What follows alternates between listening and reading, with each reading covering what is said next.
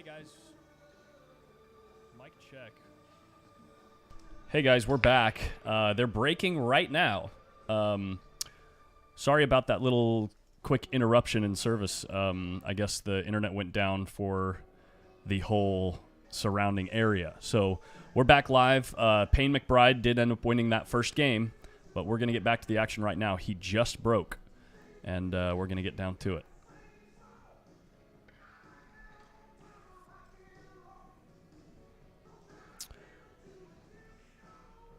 Yeah, I guess there was some type of internet service provider glitch, like for the few surrounding blocks in the area. So they rebooted everything, and we are back live. And Rylan Yoder is at the table. So file back in. Make sure you share the stream. Make sure it's easy for everybody to find that we are back.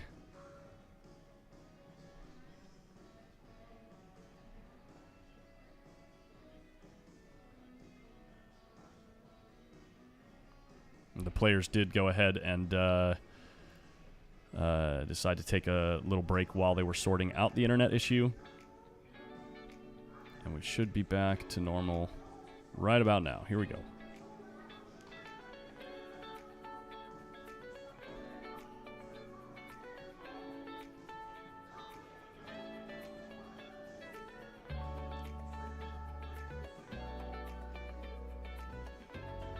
Look how tall this young man is.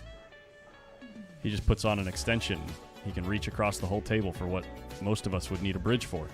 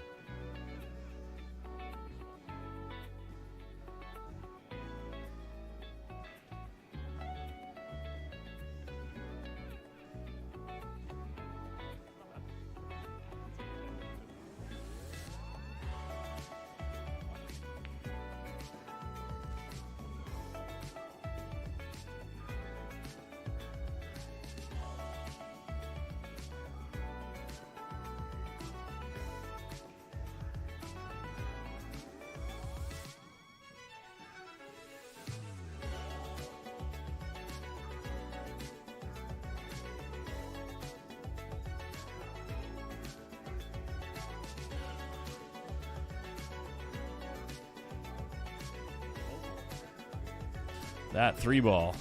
Close, close, close. Close call. And it's so important early in these sets to make sure that you're applying some type of pressure on your opponent.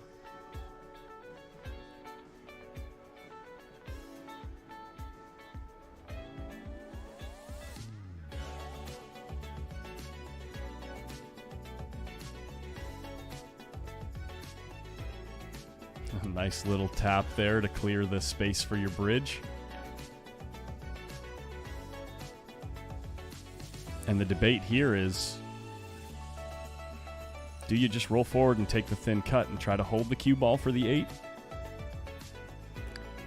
Maybe if you do the thin cut, you could go back and forth around the 8 and shoot the 8 in the same corner as the 2 if you got too thin. But he's actually got a really thick angle here. He might be able to hold the cue ball no problem. He did just check for the 8 in the side, so that's going to be what he does.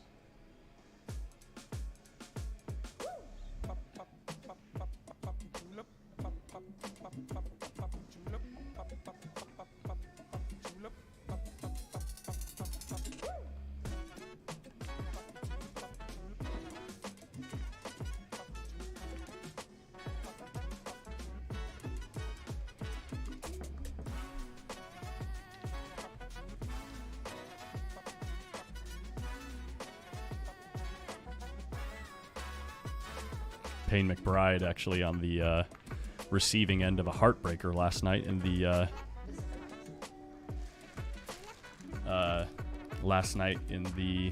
hot seat match versus Joey Tate. Showing some incredible sportsmanship, calling a foul on himself when he grazed a ball that it would have been impossible for Joey Tate to see. And we in the booth didn't even notice that it happened.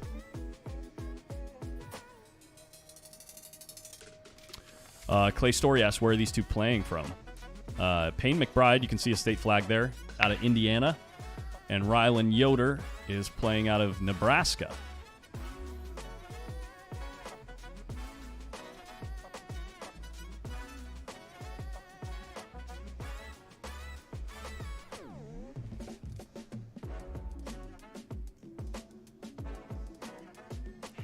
Payne doing some diligent work here, making sure that he's going to pick the right grouping.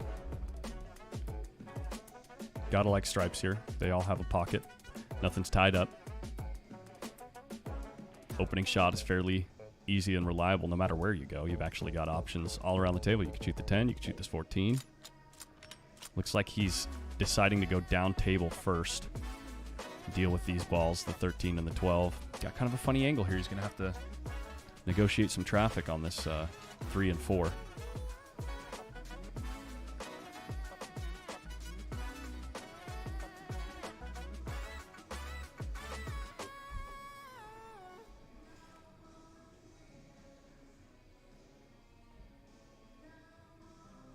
Wonder if he'll be able to just follow with a pure follower, if he's going to have to kind of punch through those balls. Looks like he went pure straight into the 3. Nice.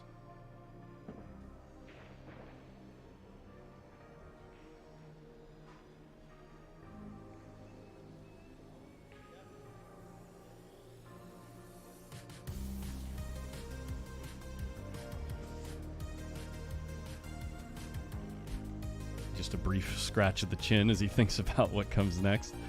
He's dealt with this side of the table. Now he's got to come back down near the 8 and pick off 4 more stripes.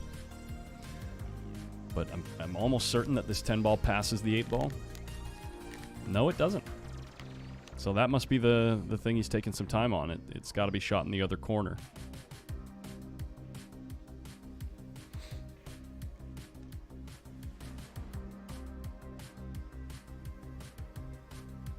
I'd imagine he'd be going for... Oh, he's going to use the 10 as a key ball. So how does he... He's going to have to lay pretty nice on this 15 to make sure he gets there.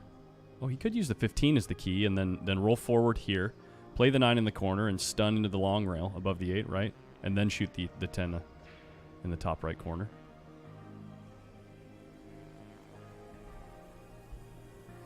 Definitely doable, just kind of tight. Looks like he's drawing the ball here. Just getting out of here. Oh, he's just punching over.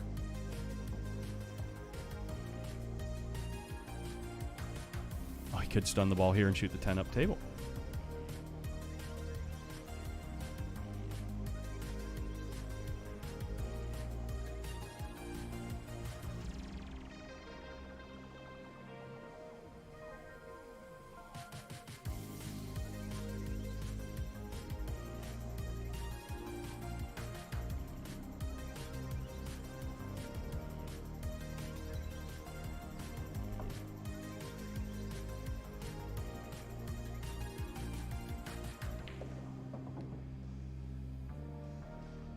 Great shot.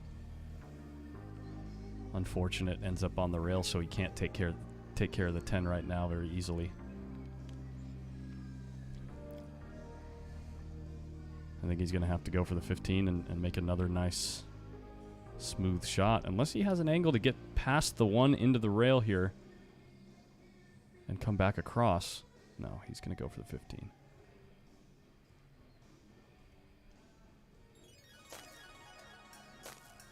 Cheat it. Just a touch. You have to get off the rail. Yeah.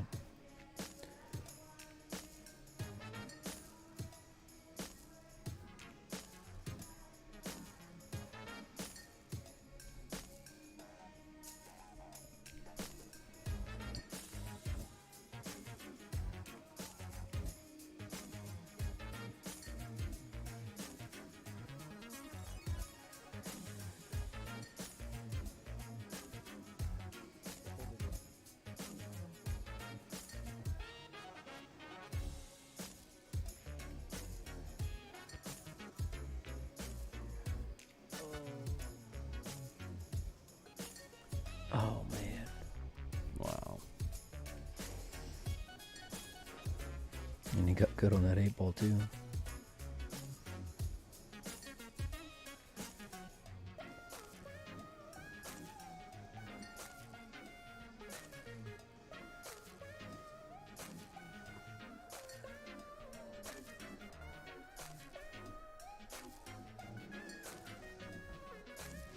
Good morning, Ike. Good morning, Jennifer Rabbit.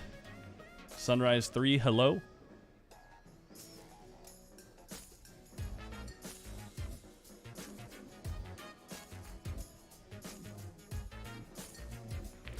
Chris Hopkins asks, what was the score of the match last night? I'm not quite sure which match you're referring to. We played quite a few matches last night.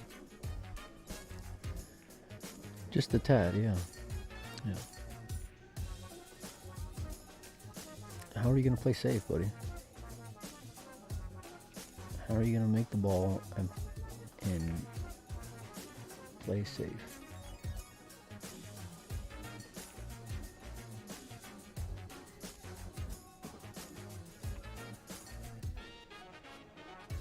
You know, there's no real bank on the 8. You could leave options for yourself. It's better to make... If you're low, it'll bank towards where that 10 is. It's better to take care, like get rid of the 10 and leave the cue ball low, I think. You could at the same time, right? Maybe at the same time that you pocket the 10, you can try to make the full hit on the 2. Well, what's he doing here? Never mind. Where his cue ball is at completely changes what I was talking about. So I was thinking make the 2 or hit the 2 into the 10. Leave the cue ball down here, and if something happens where you continue your run, then you could shoot the 1 or the 6 up in the corner if you needed to. Yeah, he just leaves the cue ball here. He almost corner hooked him. Okay, so what are you doing if you're paying? Tying up the 5. Like, as in just rolling on the front side of it? I'm thinking tie up the 5 and leave the 8 ball on the side that's... Or leave it. Ideally, you'd want to leave it where it's going to be easy to hit no matter what. You know, if he's going to play safe on you. Yeah. So you don't want to like leave both balls on the rail, because then, I mean, either way, you got 1 ball on the table, right? And your opponent has plenty of cover. So you're just trying to pump the brakes on Yoder right now. He might cut it all the way up in the corner. No, he does go for the bank. I like that. Yeah.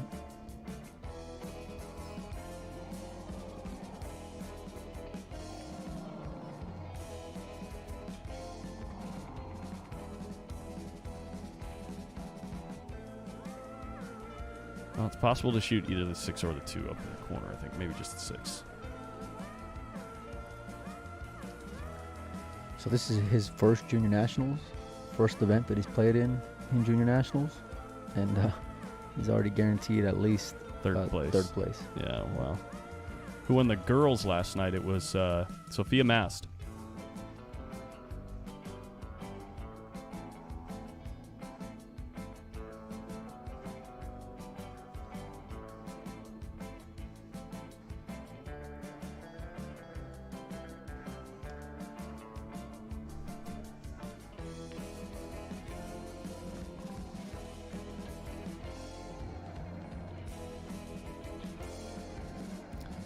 This is kind of a freebie here. I know it's pretty tight in the side, but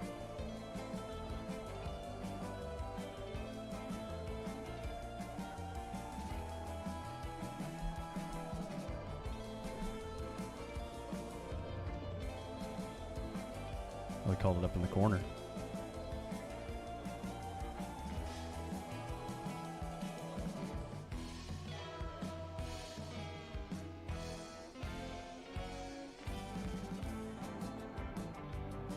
How does this kid play good? That was a nice shot.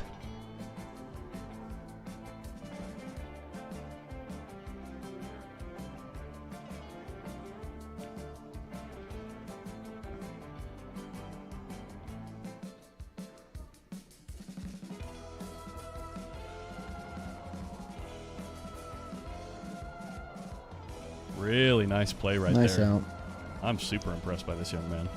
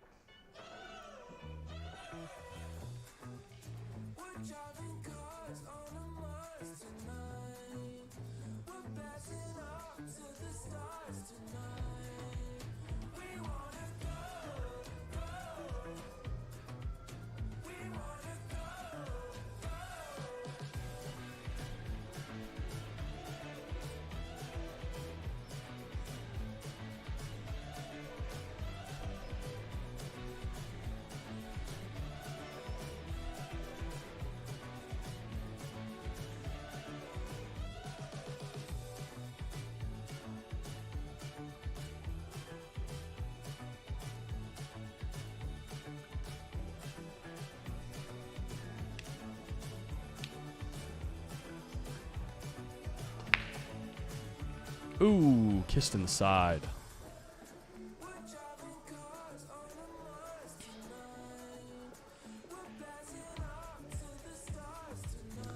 Yes, Jason, yeah. The straight pool will continue after we finish the 8-ball finals. They're already started on the boys and girls straight pool.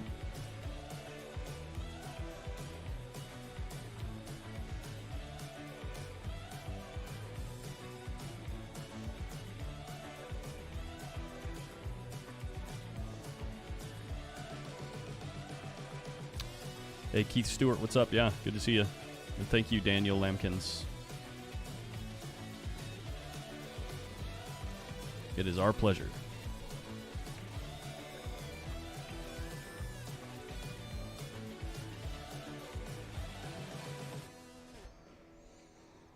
I gotta grab a bite. Do you mind holding down the fort for a few minutes? I got you, buddy. After this match, I can teach you a few things. Yeah. Just grab me a monster somewhere. Yeah. All right, 2-1 for a spot in the finals where Joey Tate awaits.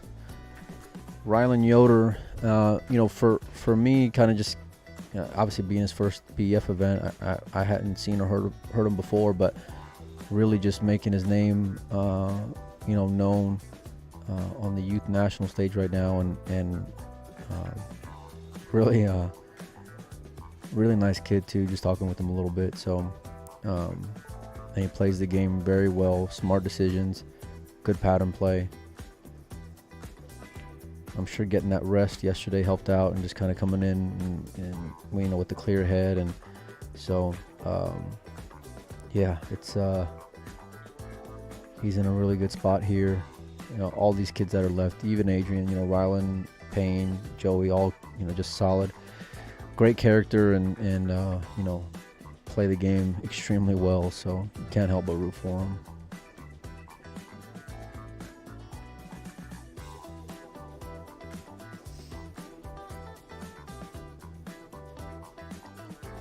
If any of the juniors who are here, actually, I'll do this.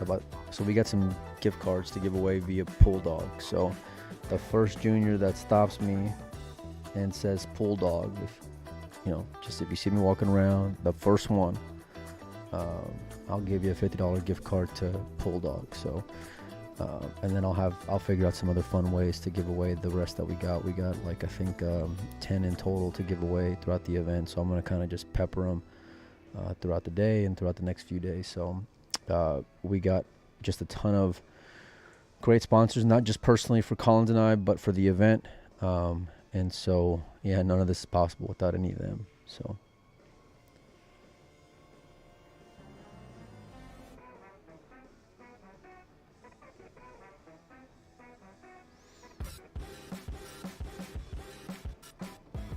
Nice shot, very nice shot, and got perfect on this ball just to kind of draw back to play the 8 in the upper left. I would change the camera angle, but I don't want to shut down the whole stream, so I'm just gonna not do that. That's a pretty good view though from here. A lot of poise, man. You know, just it's one thing to have an open layout and to, you know, have a lot of skill, but you know, moment when you get a chance to, you know, play for a chance in the final, and to hold it together with this much confidence and execution, it's just it's incredible to watch. And he gets another one. Huh. Yeah, so Collins did not tell me how to update the score. So just if you guys can kind of keep track in the chat, and as soon as he gets here, I'll have it updated. But it's 3-1 in favor of Rylan Yoder.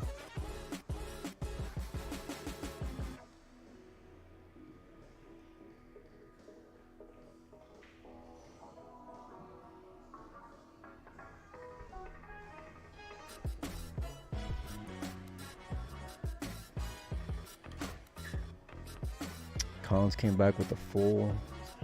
Yeah, we gotta update the score. 3-1. Check it out, super easy. Yeah. Player 1 is left, player 2 is on the right. Okay. And then whichever one's green is the active score. Okay. And all you do to change colors is click the button. So make sure that only one of them is green, whichever one is the correct. So unselect the one and then select the other? Yep. Okay, I got you. Easy. All right. Super. Yeah, do your thing.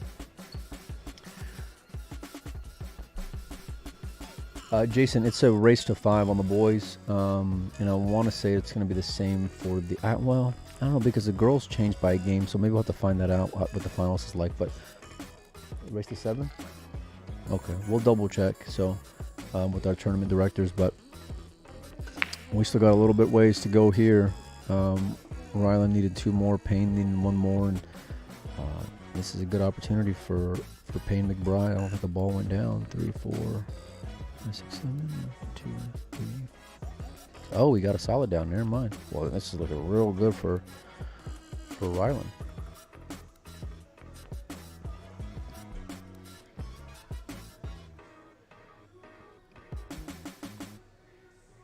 Obviously, looking at the solids, just given where the 14 is, but I don't know.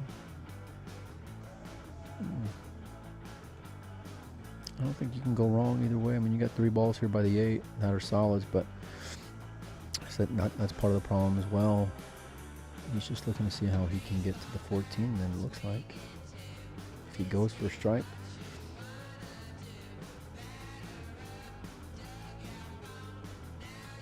And it looks like it lays in a way where, you know, even hitting it into the rail off the 5 would make it a pretty big pocket as well. I don't think he'll go that route, but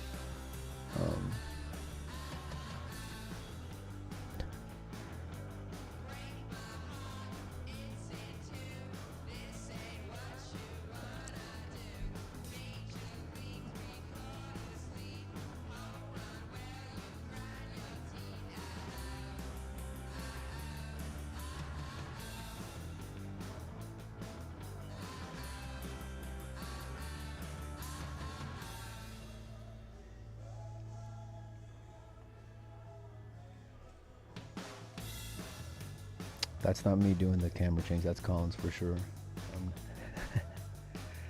Uh-oh, a little thick. He's gonna leave one up. I think he's saying it's ball in hand. I'm thinking anyway, is what he's saying. Which he did. Yeah, he's saying he moved the 15 ball. Yeah, these kids are just, you know, all class, all of them. We all saw the pain, you know, giving a ball in hand at such a critical spot yesterday to Joey when he's up 4-3, going to 5, and hits the ball just so pure, and, you know, barely rocks that 9 ball, and just, you know, the sportsmanship that's, you know, on display already in the first, you know, day and a half. Not even day and a half, you know. So it just shows, like, you know, how these kids were raised and just who they are as individuals. So it's hard not to, you know, root for all of them. So not even from just a pool playing standpoint, but just, you know, the incredible individuals they are.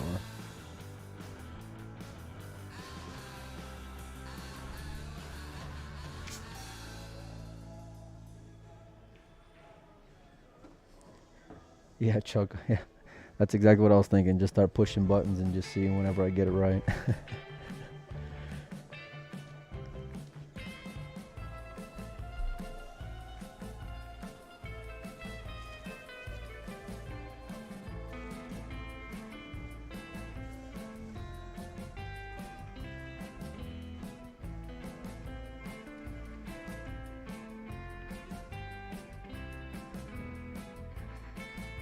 Good shot from Payne. You know, getting away from being on top of that ball. You know, pretty crucial spot in the match. You know, when Ryland breaks and has a starter, and you know you're down 3-1 if you're Payne, so you really gotta take advantage of it, get back in here, and more importantly, because he's gonna be on serve the next rack, so really a chance to kind of make up ground here.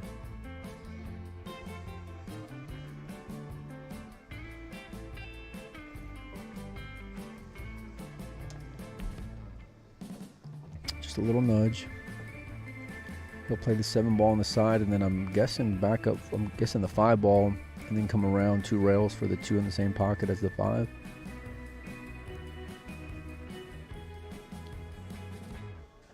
He's looking to see if it passes where the 15 ball is at, so maybe he's going the other way.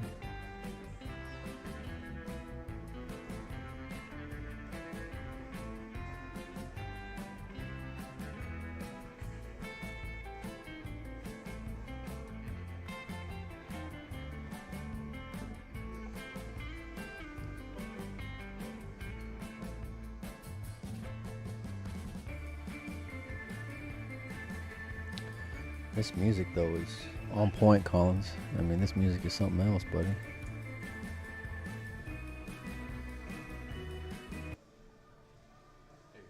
Appreciate it.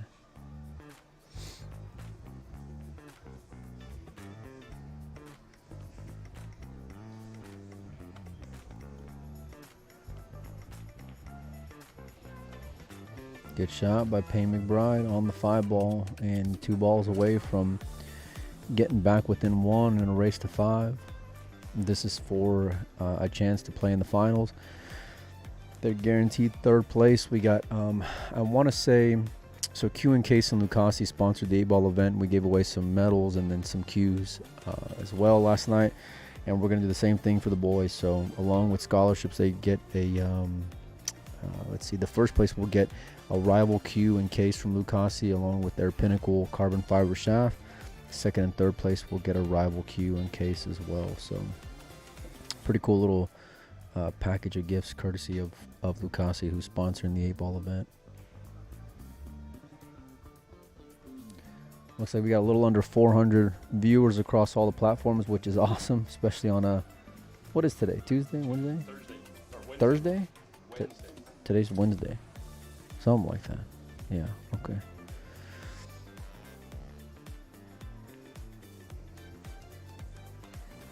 Yeah, Jennifer, I was thinking the same thing. That's so funny.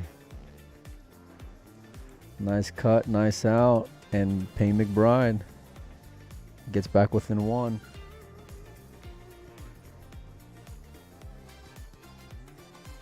Yeah, look who's efficient here on the scoreboard, huh? Hey, I'm graduating.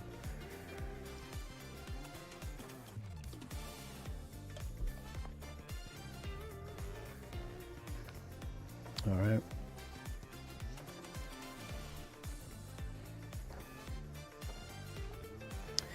In the room, we got 14.1 that's already playing both on the boys and the girls side. So we're gonna be going pretty late into the night tonight, and chopping these events down, crowning some new champions, and just seeing a lot of pool. So if you boys need a good pool, a good restaurant, try out the Abbey. Is that the one across the street where we're at? Ah, no. The patio is where we went to go eat the first night. The Abbey, I think, is that barbecue place, ain't it? That's the riverside. Well, I don't think we're gonna have much time to go eat dinner, just because of the schedule and how hectic it's gonna be. You know, we're here to cover the event, and you know, as late as they're gonna stay, we're gonna be here with them. So But if we can get, a spot, I'd love to go check it out.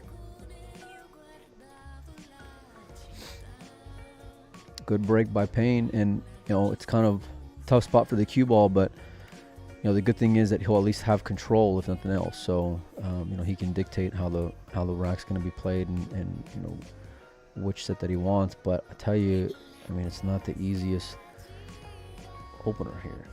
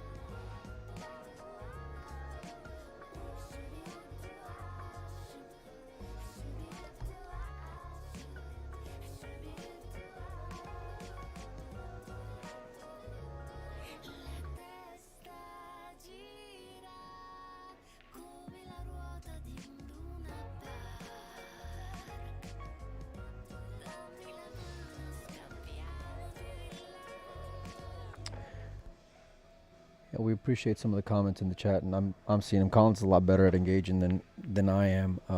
But yeah, we appreciate all the kind words, and it really helps us just keep on going. So we're here to give these young athletes of their own deserving stage and respect and all that. So it's what we're here for. And we're both super passionate, so that helps and genuine.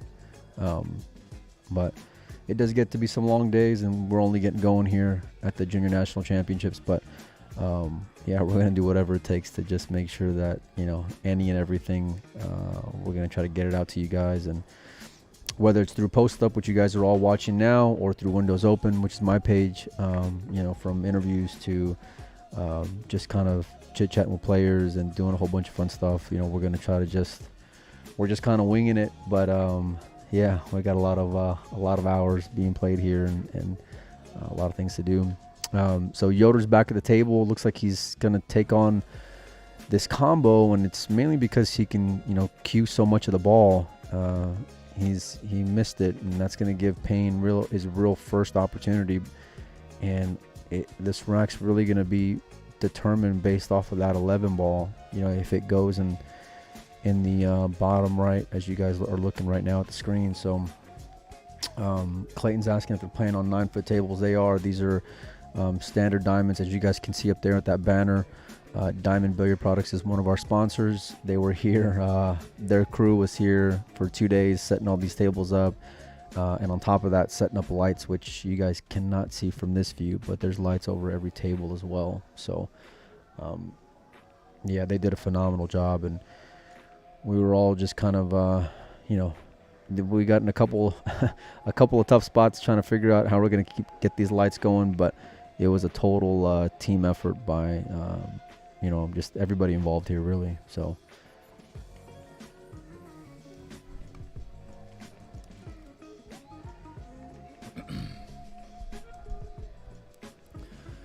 Well, I'll tell you what, the food at the concession stand is mostly just meat and bread, but it tastes good. It's good. It's a good hot dog. I'm not gonna lie. You're gonna get a real a belly by the time you leave, buddy.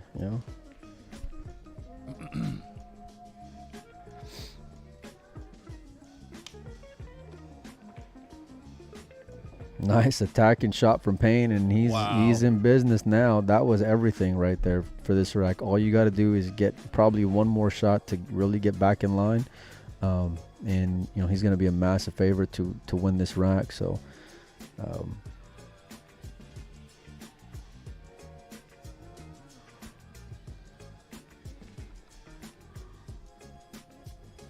give me 1 second, buddy. Yeah. Intently watching the game. Rylan Yoder.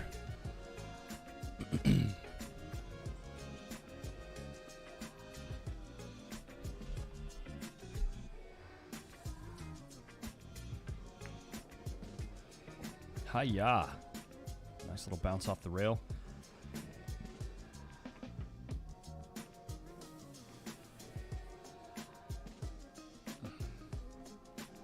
I wonder if you attack the 11 right now.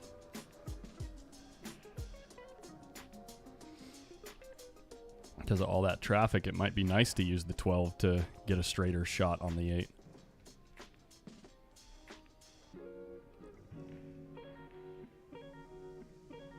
Let's see what he does. He goes at the 12. Well, he does have a window here. I mean, he does have a window here. You're not committed to the 12, even though you were playing position. He's going to think about it. Extension.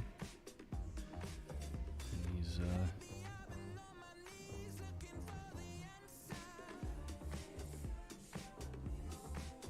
he's got to get back to center table here, basically, which isn't difficult.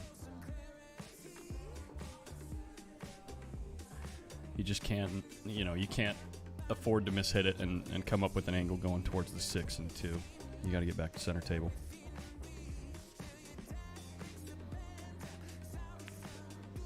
Like this. Oh my.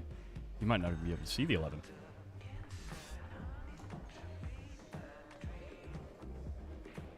Maybe? He looked at it very briefly, which makes me think he can see it. Checking his grip already. He can see it. Wow.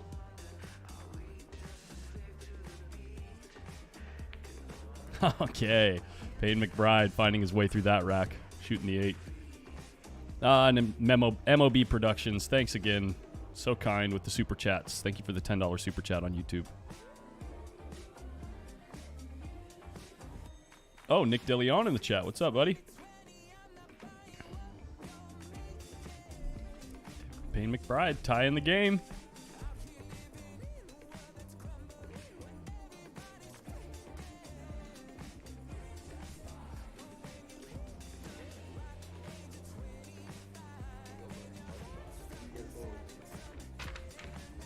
Nice. We need a mic in the back here. Is hey Noah, do me a favor. Yeah. Wave at that camera. There he is. Mike giving out a little jelly to one of the players. A little $50. That shows somebody was listening because I said have the first junior to come up to me and say pull dog. I'll give him a gift card. Nice. You said that on social media? No, on here when I was. Oh, on here? Yeah. Oh, nice. He was watching the stream. Very cool. $50 gift card to pooldog.com. Gotta like it. Gotta like it. Players are taking a break here. Let's look around the room.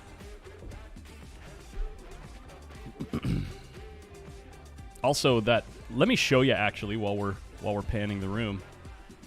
I'm going to show you a little example of that drill partner that we were talking about earlier from Moonlighting Billiards. Check this out, guys.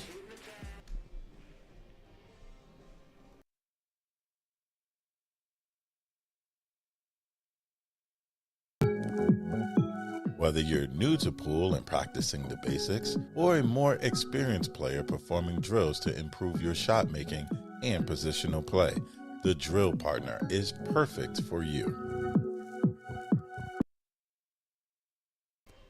Yeah, it's a cool little product. I think, like I said, I'm a really big believer in limiting variables when you're working on your game. And what I mean by that is if you can set things up exactly the same way every single time and you know you are, it's going to give you much more potent instant feedback on your performance. Because there are times like if you're setting the drill up with, balls right next to each other and like trying to guess the spacing between the balls or using other balls to put the spacing and you don't set things exactly the same, you might end up running into something or leaving different windows between the drill every time you set it up, and maybe you don't get that exact feedback that you need to improve as quickly as you might be able to otherwise.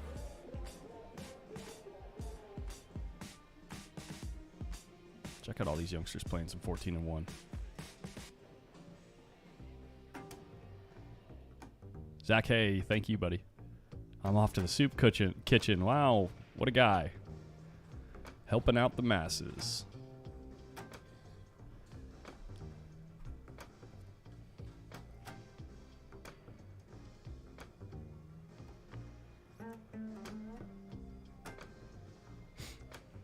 At 3-3, all of a sudden it becomes a race to 2 to make it to the finals. I know that might sound like it's stating the obvious, but this is time for a little pressure. Let's see how the players deal.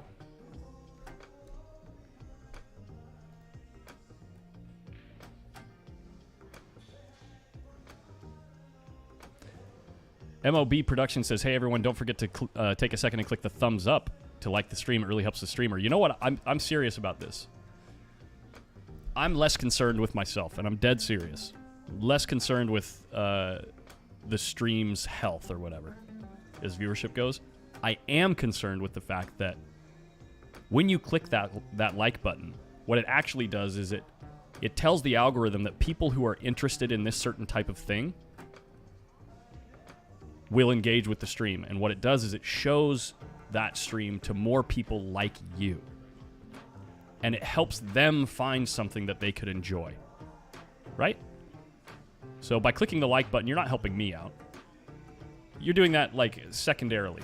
You're helping out other people with similar interests find this great event and therefore, you know, be able to get to know these young players before they hit the pro scene. I think it's a really cool thing. But thank you, Jack Murray and MOB Productions, for the shout out. Appreciate it.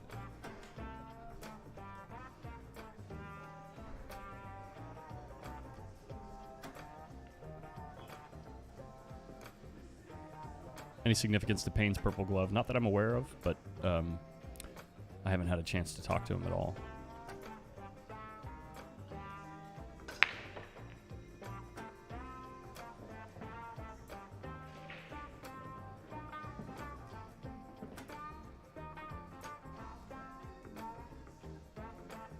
Few balls down on the break and pretty open rack. Stripes are looking real juicy. He made 3 stripes on that break. He made 3 stripes.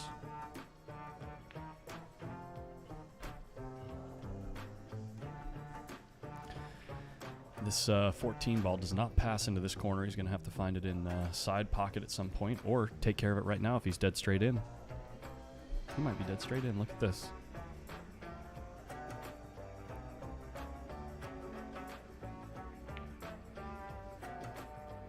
Yes, Chris Constantine, this is the semifinal.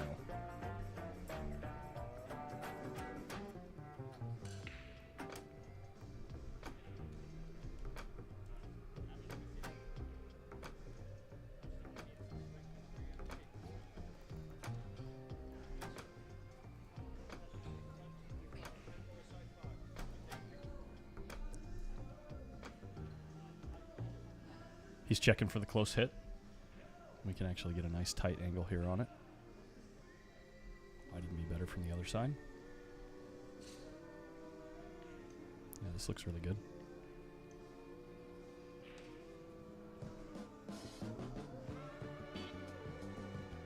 Checking to see the shot that he'll end up with on the 9 ball. Probably going to want to roll through this ball and hopefully not scratch. Looks like a good hit to me. Oh, no problems. No problems.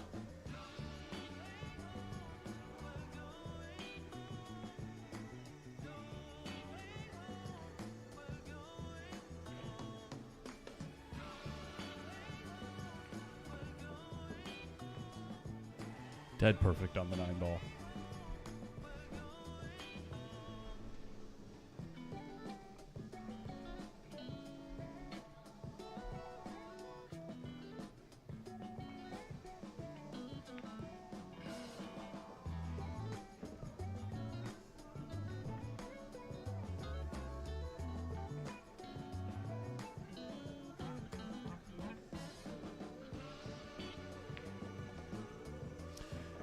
And Rylan Yoder first to the hill. I see some questions in the chat about Sophia Mast and the match that she's in. 22-47. Somebody needs 3 more balls. Not sure who's in the lead there.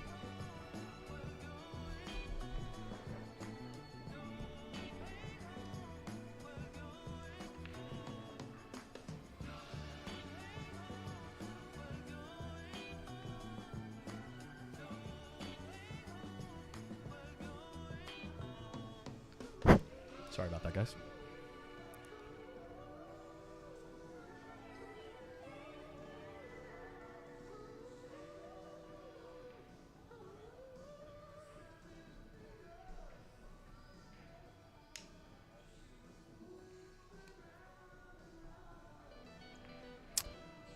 What are the ages between these two? I believe I heard last night that Rylan is 16. And I actually don't know Payne's age off the top of my head. I think he might be a similar age. 16? Maybe 17 now? Might have been 16 last year. I'm sure there's someone in the chat that can help with that.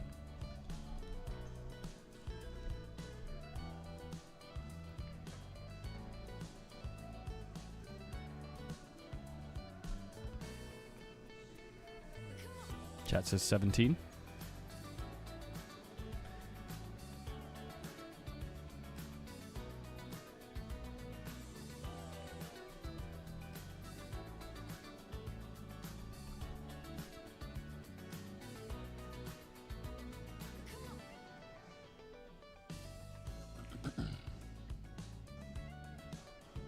Yeah, and Rylan is 16 years old, just turned 16 last week.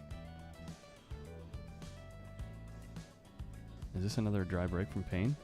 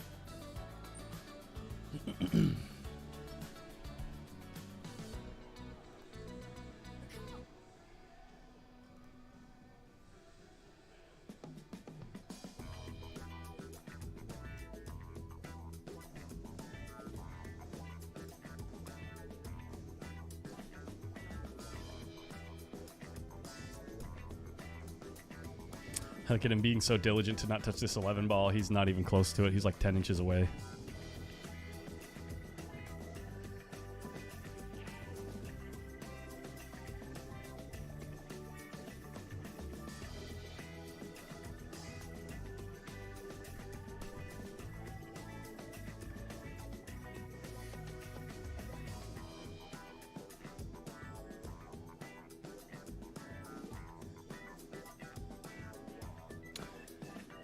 Maybe 2 or 3 more shots in this run out that maybe 2 more shots that can be a little tricky. He overhit this ball just a touch. Looks a little thin on this 15.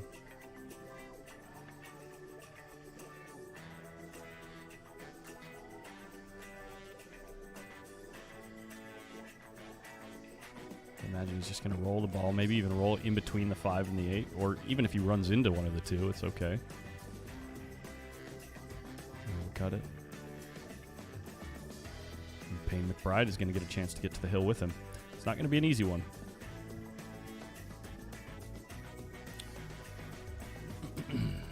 Some really tight position required to take care of the 2, 4, 5, and 7. Looks like he could use the 5 right now to attack the 7.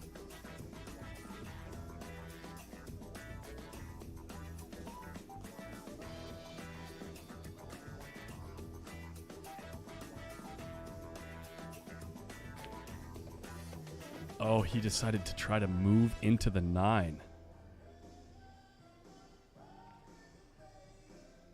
accidentally punches the ball into the 7 and doesn't get that full hit on the 9 that he needed. And now the only shot he's really left with is his 2 ball, or a very, very thin 6 ball.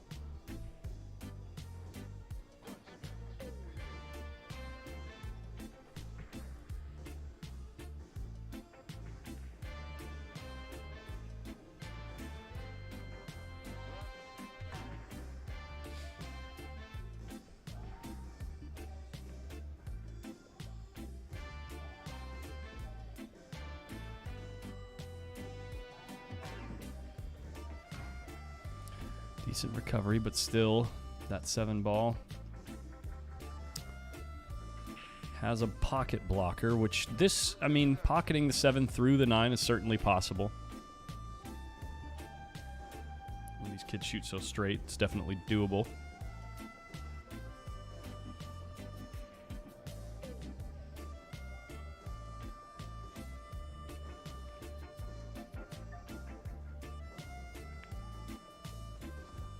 A little thick.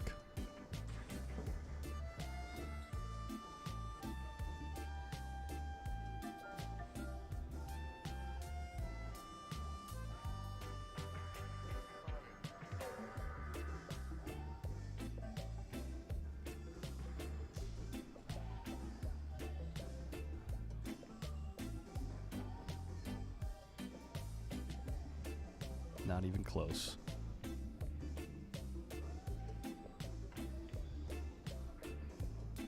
Oh, is he going at the 9 again?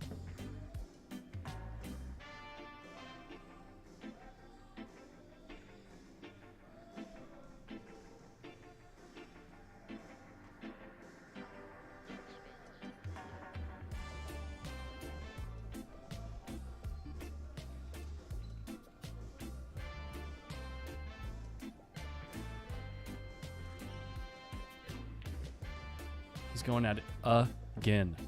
Oh my goodness. Well, there you go. Now you have a cut shot.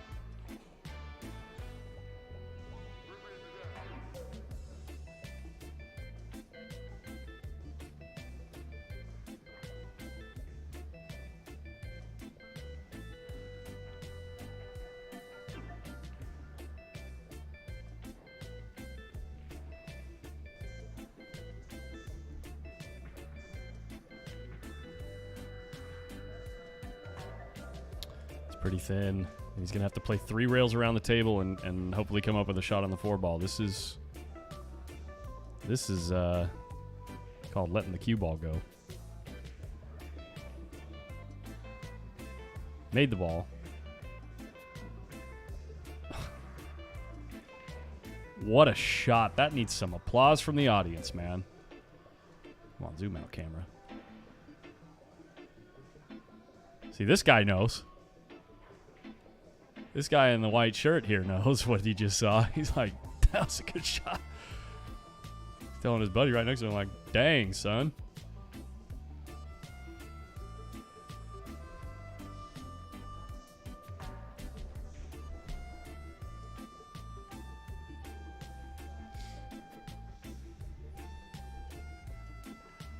He could draw back and send the 8 ball up table here.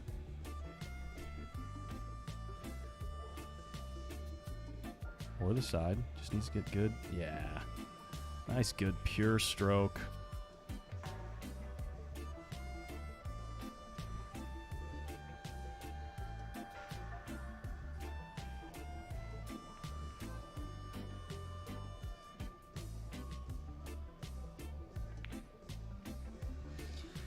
And we have another hill match.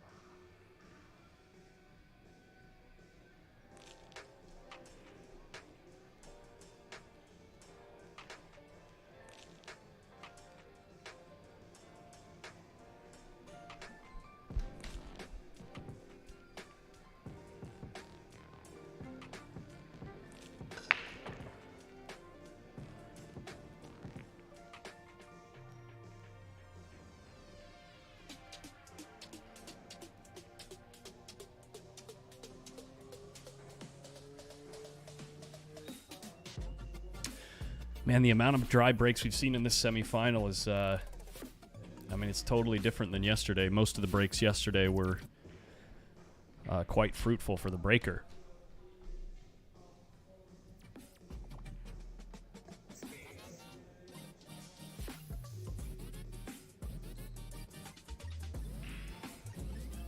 And now Payne McBride is going to take first stab at stripes.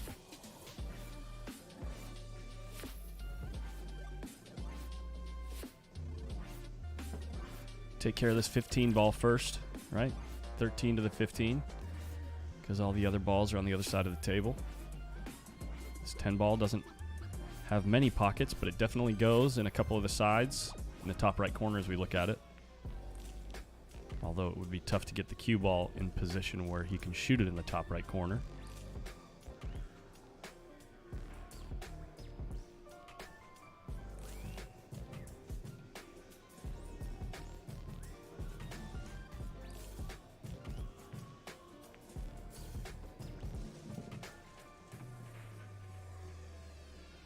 I got an angle where he might brush this 2 ball if he tries to roll forward. So yeah, he's looking at the angle to just stop the rock, maybe cinch it back a couple inches. 15 can be, or no, the 11. The 11 might, let's see. Yeah, I don't know if you might be shooting this 11 in the side. Does that go? It's one of those spots on the table where, depending on the camera angle, it either looks like it has a huge window or barely any pocket at all.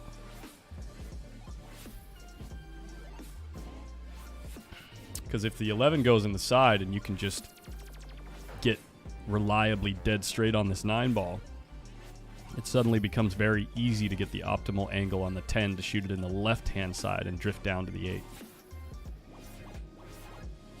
But when you have to shoot the 11 in the corner, the angle that you get on it right now off of the 12 can make a pretty massive difference in what's possible on the 9 ball. So that 11, whether it goes in the side or not, is a pretty... Yeah, it must go in the side. No problem. He's looking at it. You can always tell when they look quickly like that. They get down and get up rather quickly that it's got a pretty sizable amount of room here. Oops, wrong way.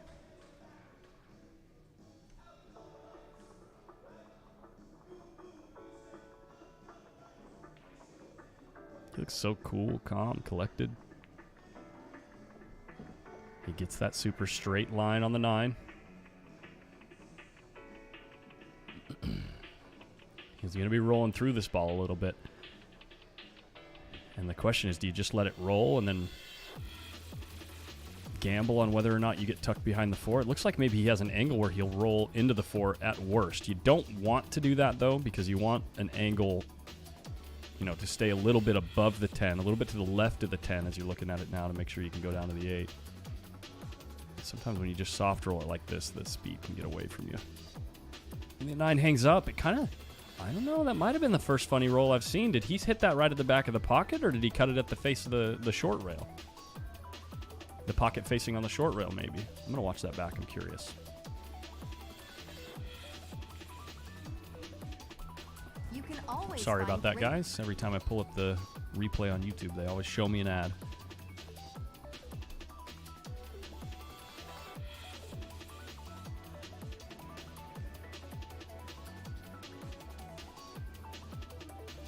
And now all of a sudden, Rylan Yoder is going to have a chance at a fairly open table to see if he can put the final nail in the coffin. You know what? Oh, I don't know. We're going to watch Rylan hit this ball, and then I'll let you guys decide on the replay here. I'm going to play it twice. Unless he gets right down on this 3 ball right away. Yeah, he's walking around a bit. Watch this roll. Looks like it's going at the back of the pocket and then takes a dive right there. The last half diamond. Maybe. Maybe there was a piece of chalk on the table. We could watch that again at like 3/4 speed.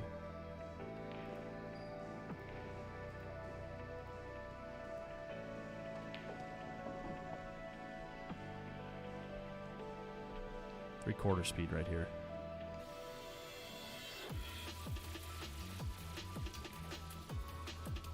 Looks like it's... No, it was not a table roll. I take it back. It looks like it went pretty straight and true from the initial point. Now that I watched it slow. Wow, what a shot by Rylan Yoder. Opens up the rack.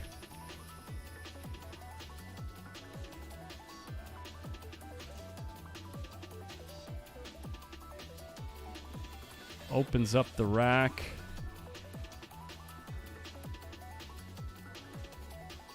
Needs to make one more good shot, and we might be looking at our finalists. It's not over yet, though. He's got to make a good shot right here. Whether it's the 4 in the corner or the 6 in the side, and then going, you know, a bit of around the table.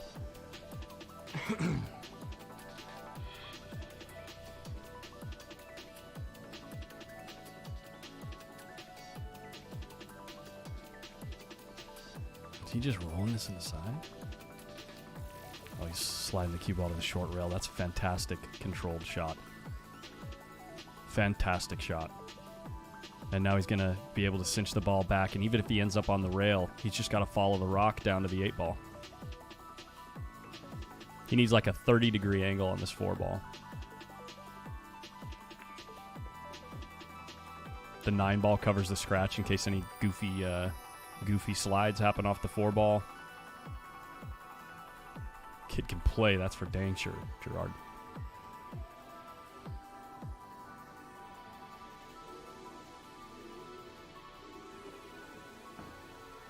He's getting below the 8. Now he's got a cue next to the 9. Drama.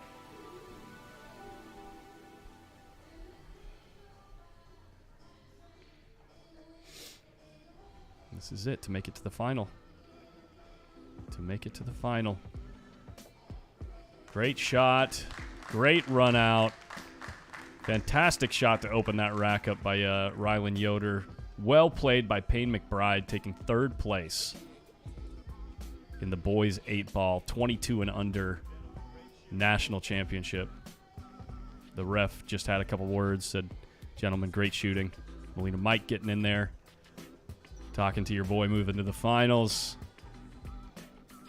Pretty good stuff, pretty fun stuff. Cool to watch. Nice, dude. That was a nail biter. Came down to the wire. Payne McBride doing the thing. Look at him still being a good guy, resetting the scorecard for the next guy coming in. Wow. Such a considerate young man.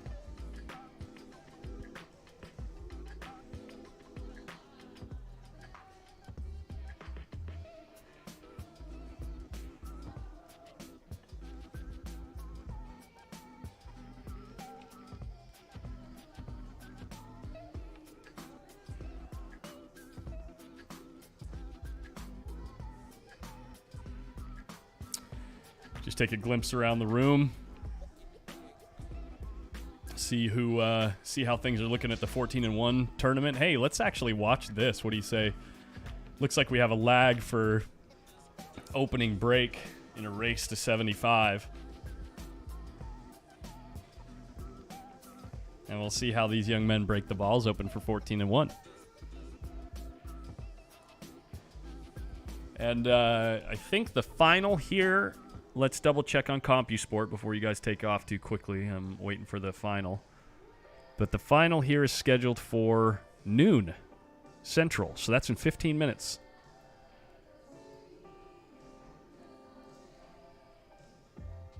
So we can let you guys sweat this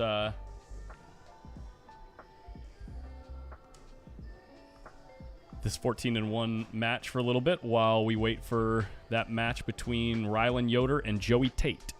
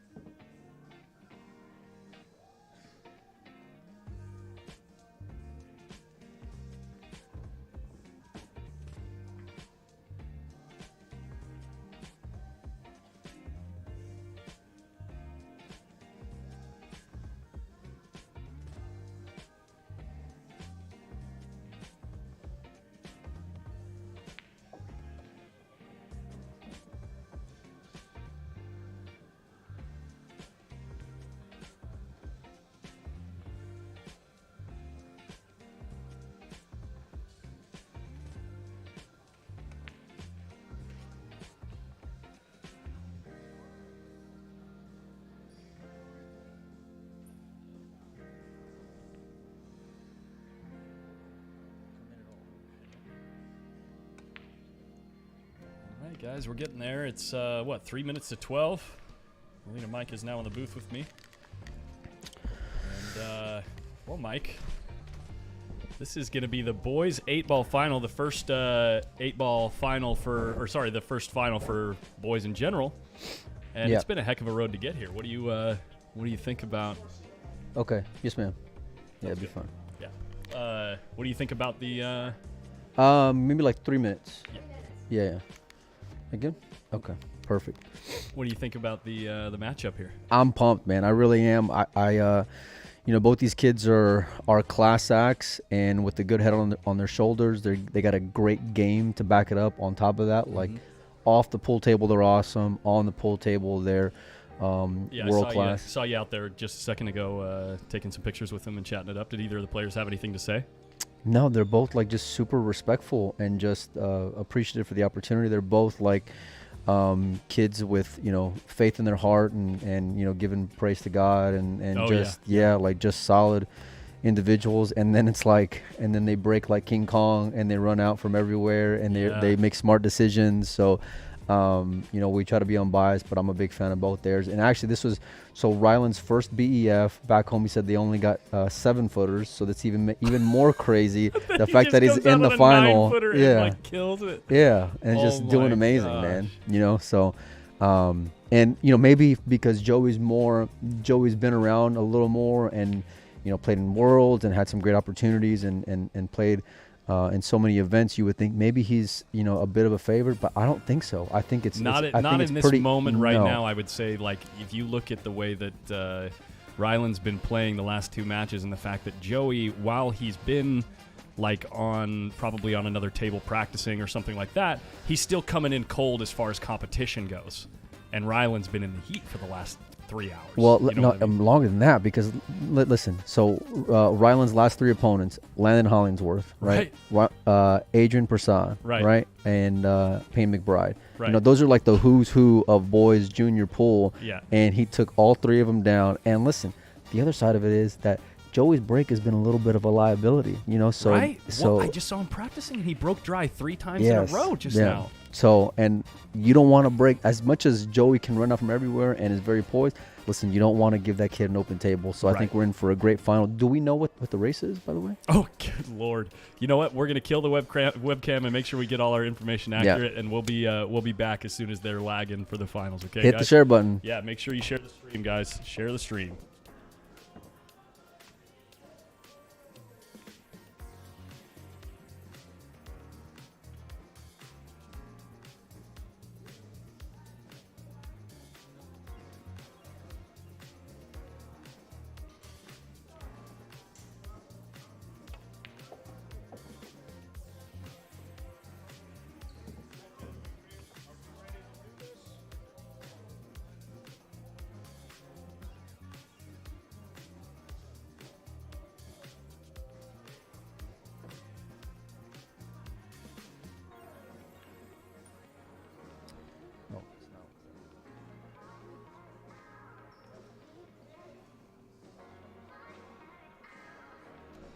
We are racing to 7, guys.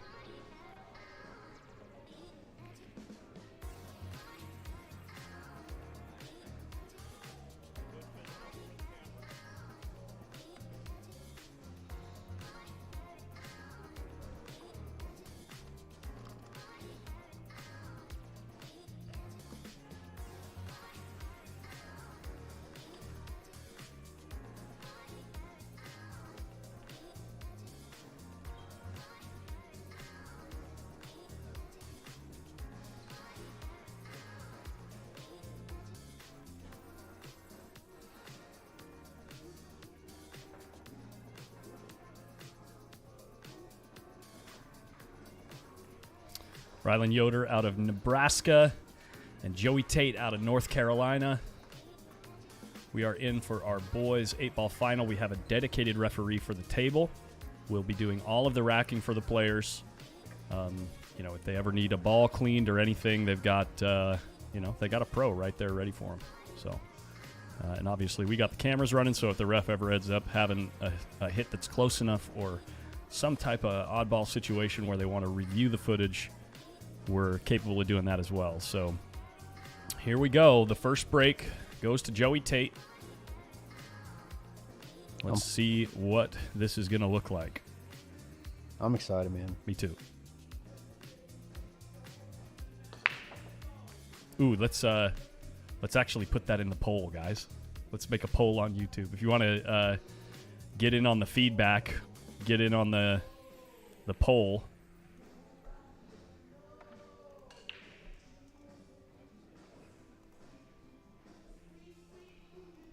It's going to be right. Let me pull it up. Who do you got? Who wins the Junior 8-Ball Championship?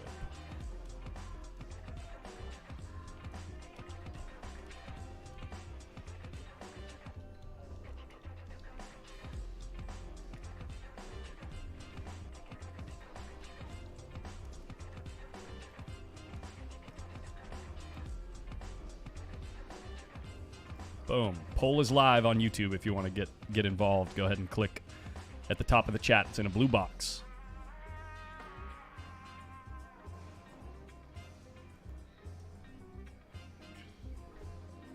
Yes, it shows race to 7 because this is a race to 7. This is the final. It's a longer race. Potentially 2 races to 7. If Yoder wins the first set, they're going to play another one. It is a double dip.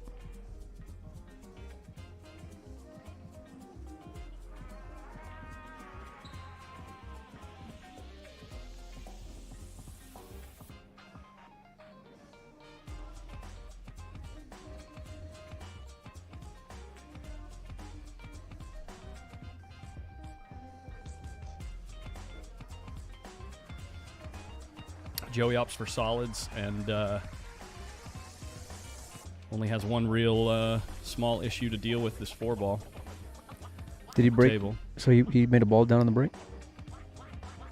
I don't recall, actually. I keep reading the chat for a second. Oh. Yoder, so he broke. And Yoder has already shot. And missed a ball on the side. Look right here.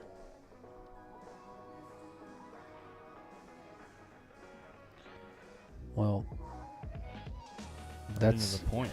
that you know, it's a tough opening shot, but what's going to be the tail of that tape, and Joey knows it, is going to be that break, you know. Yeah. So Joey kind of got away with some early on, despite, you know, having some inconsistencies with the break. So I'm just curious to see how that's going to, you know, get him through this final, because he's very much aware of it, and I think he's just trying to find some way to get some consistency there with it, you know. Right.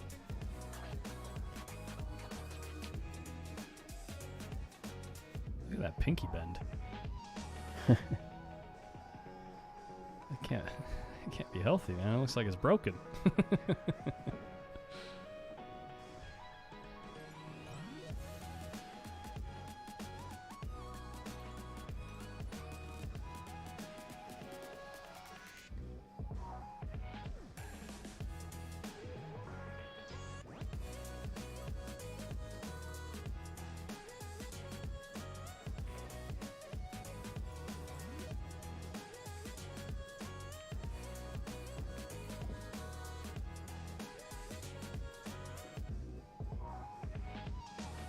Checking his options, one on the side, one in the corner. Probably the corner, because the side is pretty tight from there.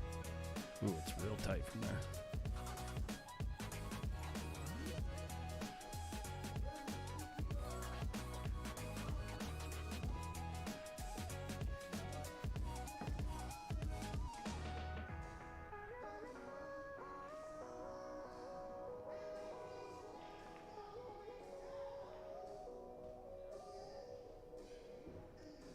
Joey being very deliberate about making sure that he's calling even all the obvious shots.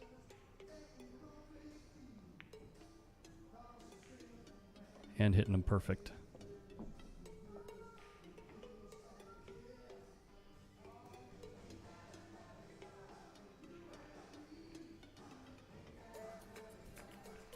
So far, votes rolling in. We got 24 votes in, and it's 2/3 in favor of Joey Tate. 67% of the field. 67% of the vote, anyway, is towards Tate. Joey was the one sitting in the hot seat, so he's going to be he is the man to beat. I guess, actually, if it's a dead even heat,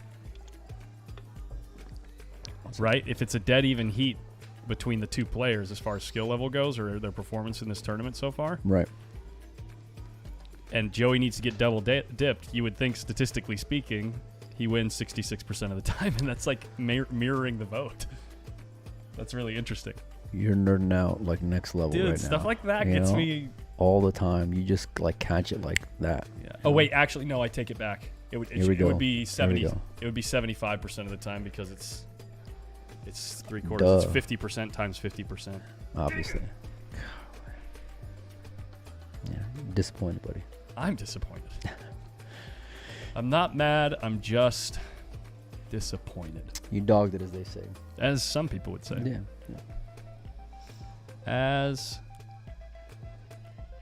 As some people would say.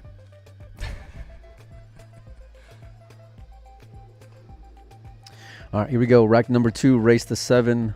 First set of the boys 8-ball final. 22 and under. Rylan Yoder from Nebraska, right? Yep. God, I hit that ball so square. Ball down. You see what I mean? That break, man. That break is going to be everything.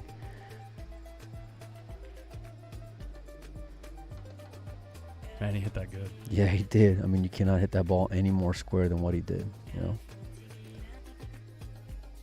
Now he's taking a look to see if the 13 is an option in this corner over here. I think we're going to be in for call me crazy. And I love Joey, but I think we're going to be in for a second set, just given how that kid's breaking balls. Yeah. Honestly, I do.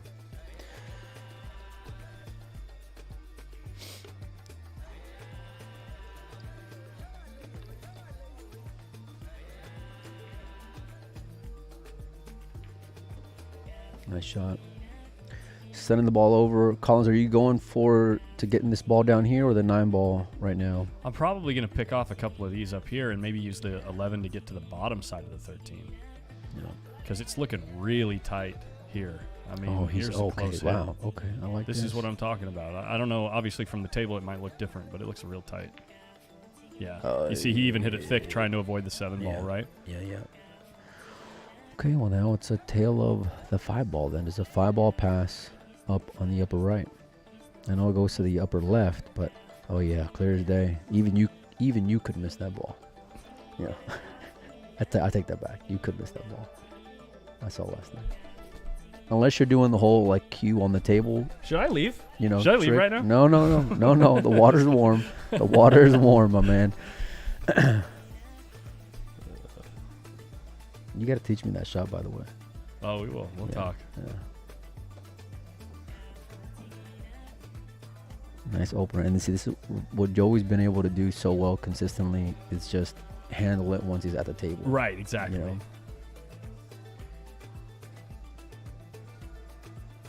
I mean, the amount of experience the guy has in this game, in all games. I mean, just strategy-wise, especially since Yoder comes from a town that it's all 7-footers from what we hear, and Joey Tate loves one pocket and plays it all the time. He was playing it with what was it, Carlos in Hines, between, yeah. in between matches yesterday. You would have to think that post break, and especially when there's a lot of balls on the table, Joey has an edge. You know, Joey makes very deliberate and smart choices. You know, his execution is top shelf, and he's very well seasoned. You know, he's played in Worlds before. He's played in major U.S. Opens and you know, not just junior events, but like adult open events. So, yeah, you know, I don't think the moment's too big for him by any means. And exactly. Yeah. he does everything so well. So, you know, these are, and you know, to Rylan's credit, you know, he's just Whoa. Okay. I thought had such great composure the entire tail end of this tournament that I've watched. 100%. You know? Yeah. And then again, like you mentioned earlier, Yoder's already gotten through one Big absolute, well, 2, 3 really strong names, but you know, in Landon, a gauntlet, man, of great players. In Landon Hollingworth, an absolute behemoth. How sharp did Landon look early on in this event? Because I think he was one of the first matches that we did, right? He was the first stream match between him and Carlos Enos.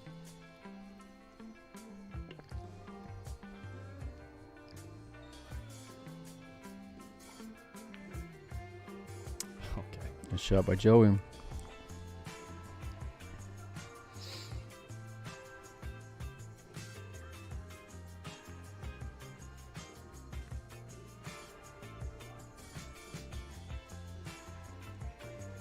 We'll leave the vote up for another 2 minutes. It's looking pretty. Popular opinion is in favor of the hot seat. The man in the hot seat.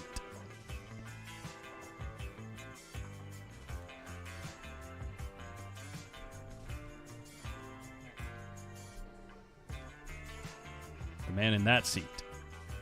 Look at the intensity. Yeah.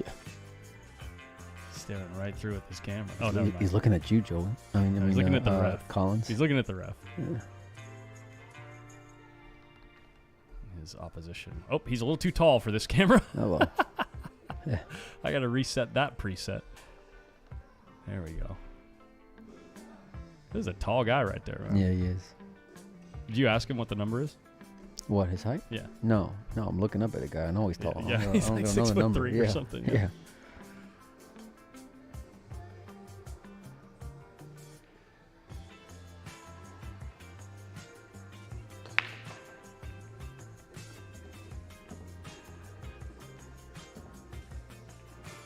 Well, if there was a question about the break, yeah, that answered it. Looking pretty solid. Kyle Nunya Beeswax, thank you so much.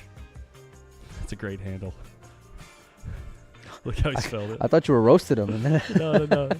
His name on YouTube is funny. Kyle Nunya Beeswax. Yeah. I like that name. Dude, I'm the same way. I'm one of those guys that uses a VPN whenever I'm surfing the internet because it's like it's nobody's business what I'm doing or who I am or what. I'm not going to ask any questions. I don't want to know. I'm just. You don't know what a VPN is? I know what a VPN is. I'm just, The best part about VPNs is like for watching, especially like big pool events and matchroom events, you can watch on YouTube the stuff that's normally only on DAZN if you just put your VPN in New Zealand. You got to teach me some things whenever we get out of here. I need to nerd out a little bit. But that's just one example that you can use in the pool world, like specifically for other streaming services. They might have certain content blocked in your area, and you can just go to, oh yeah, I'm from China, and then you can watch stuff on Weibo. Yeah, we're gonna talk. We'll talk. Yeah.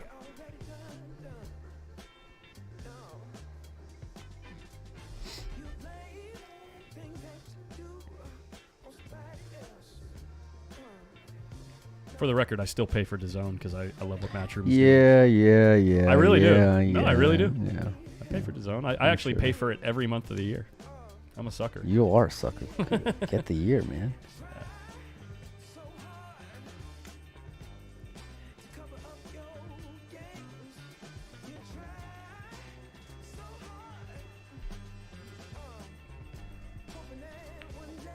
Little stun run through. He loves that shot. He's real good at it. Yeah, I mentioned it yesterday. It's like once you put it in your tool belt and you can execute it consistently, it's so useful.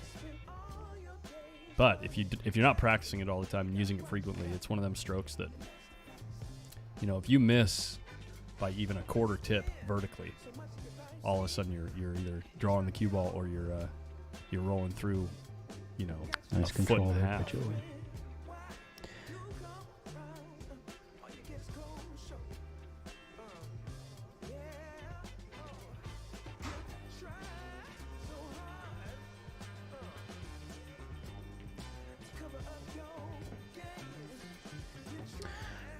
About as good of a start as you want to have if you're on Team Tate.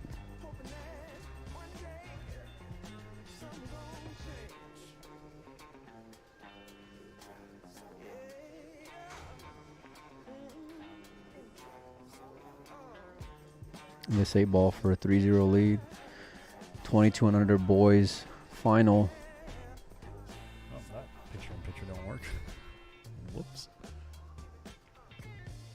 Whoa, a little bobble. Ooh. Little bobble, never nervous. He's got a flair for the dramatics. Yeah. That's what it is. He just wants to keep people guessing. Bob and weave. There you go. 400 people watching, man. Oh. Hey.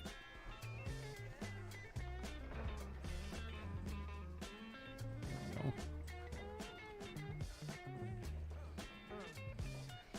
Take a look at some of the event sponsors. Check out Bob right there. The ref, Sheridan. Title sponsors, Ukazi, Custom Hybrid Cues. Ivan Simonis. Diamond Billiard Products, and McDermott Cues. And then general event sponsors at different levels of contribution you can see down there. They even put our logos on there, man.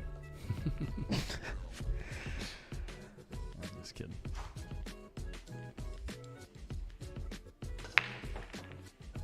Oh, baby. That's the same kick that we saw Payne McBride get on the other side of the table last night. Wow. Did you see that kick, how it was rolling forward? Yes, I remember that kick. It was such a tough spot right after the next game after he called the foul on himself. Yeah, don't take ball in hand, Joey. Don't take ball in hand, Joey. Oh, this is what happened yesterday, right? Where he put Yeah. ball in hand anywhere on the table. No one can tell him. No one's allowed to tell him. And so the rules are that you can only play it in the kitchen then, right? Yeah. Yeah. I wonder if the referee's going to call him. Like, the referee should call if It's a foul. right. Yeah. It's ball in hand for the incoming player. He is taking ball in hand. Yeah. Don't- He's telling him. Don't He's tell going to tell him. Don't. He's going to tell him. Okay. I don't know about that one. Oh. I'm assuming the refs discussed the situation before the event. So, if that were to come up. Well.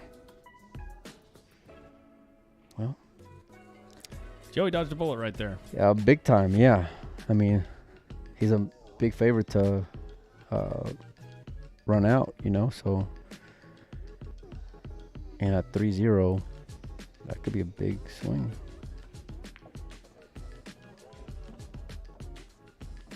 How do you feel about that? I don't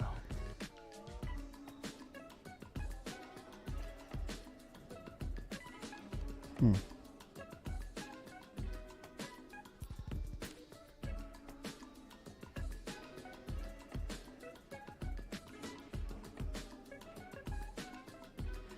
Like I said, I just would assume that the referees probably addressed it to each other and came up with a consensus that they decided. I'm with a lot of these people in the chat. I don't think he should have told them. Personally, I don't either. Yeah. I don't think he should have gotten involved. You can't. It's Joey's. You're supposed to referee the match, not. Tell the player what decision to make. Right.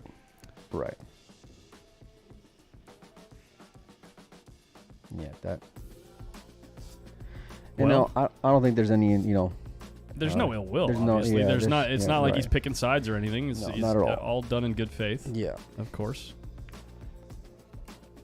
But it will certainly be a hot topic of discussion, I'm sure, after the event. Yeah. Yeah. Yeah, for sure. And you were the one that told me last night that during the Adrian match, No, it was Payne McBride. was it Payne McBride match? Yeah.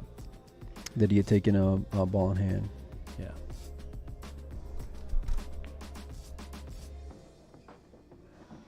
Yeah,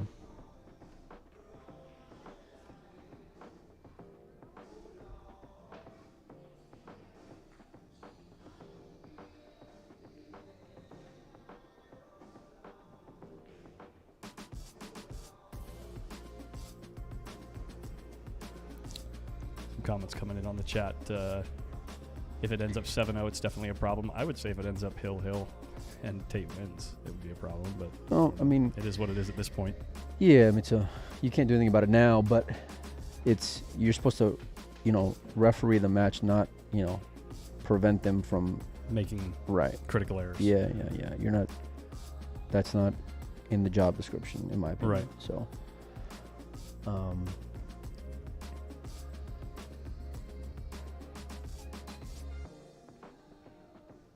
Yeah, the chat, it's 100% unanimous in the chat. We get it, guys. We can, yeah. at this point, you know, we at some point we do have to move on. But we appreciate the feedback. We will. Yeah.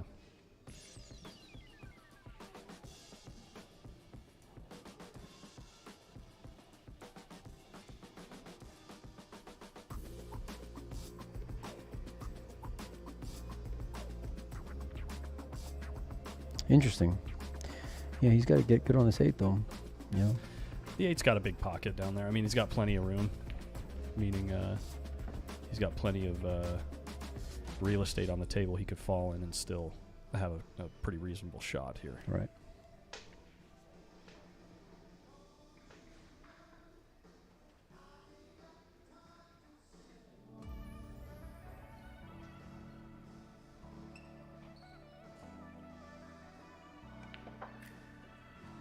Hit it good. Hit it Good. real good. Good Nice shot, Joey Lord, Tate. dude. Yeah.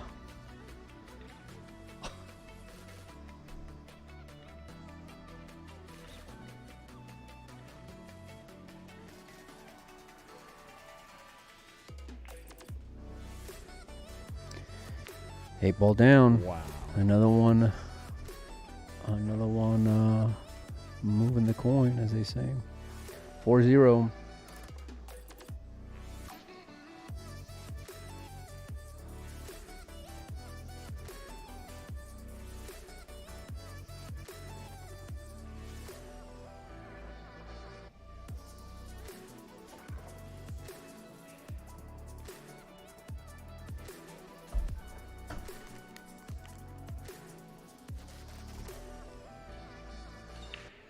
You all right, Mike? Yeah. Okay. It's still alternate break. Yes, correct.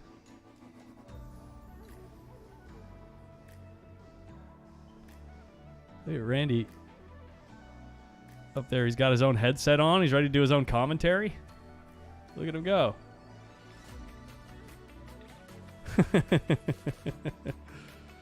Yeah, nice.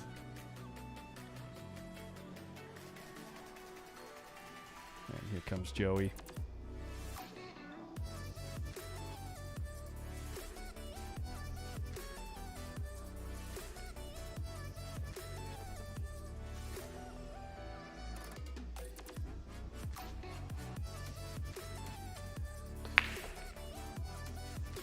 Cue ball.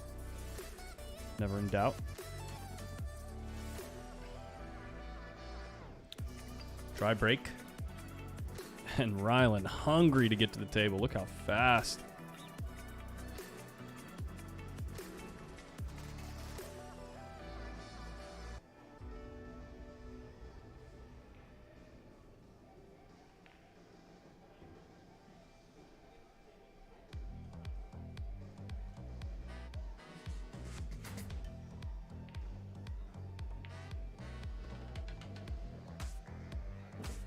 He's checking his crypto.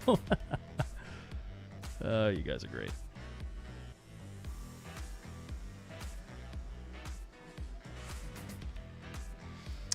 Moving forward with solids, if he, it's really just the 7 ball. But once this 5 is out of the way, it's even pocketable in this bottom side pocket as we're looking at it now.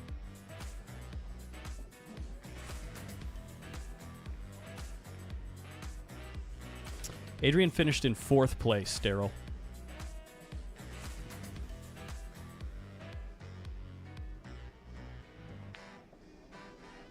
All right, Clayton. I know that's probably just a joke, but don't want anyone in the chat to get any wrong ideas. Certainly not a possibility.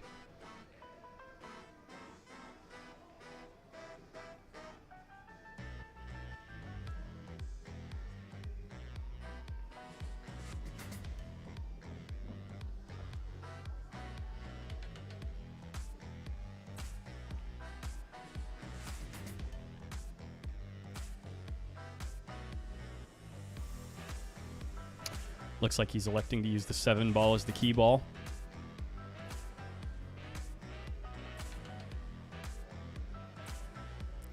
Nice smooth bottom outside stroke here. Ought to get him. Whoa, I was gonna say ideal on the 1. Yeah, he's in good shape. Just pocketing this ball should make him lay perfect on the 7.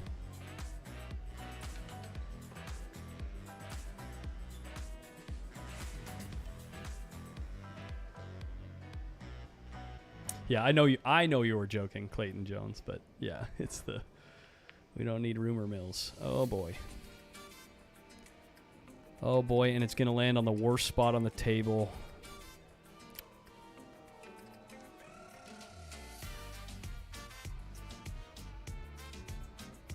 Maybe got a little shaken about the fact that he overran position on the ball. Yeah.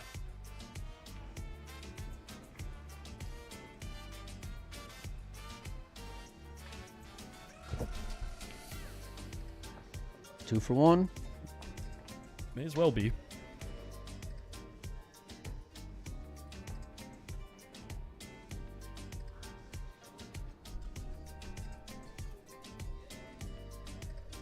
Kind of digging this slow salsa vibe.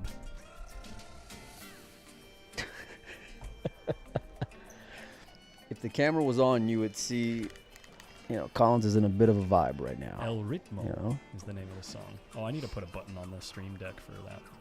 By the way. I'll put it right here. Whoa.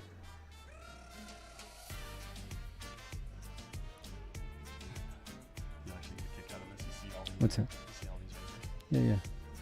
They'll show up over here.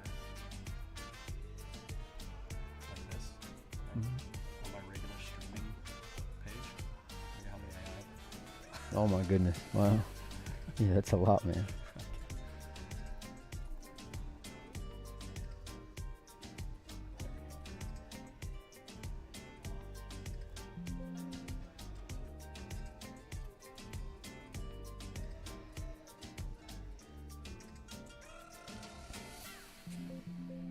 Sorry about that noise, guys. Using that 7 ball to slow down the cue ball, and Joey Tate is taking no prisoners, Good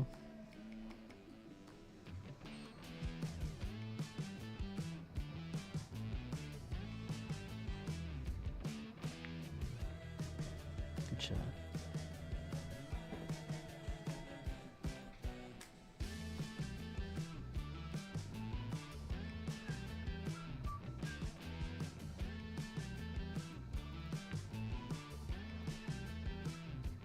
He's hitting the ball real good. Oh, yeah. When does he not, man?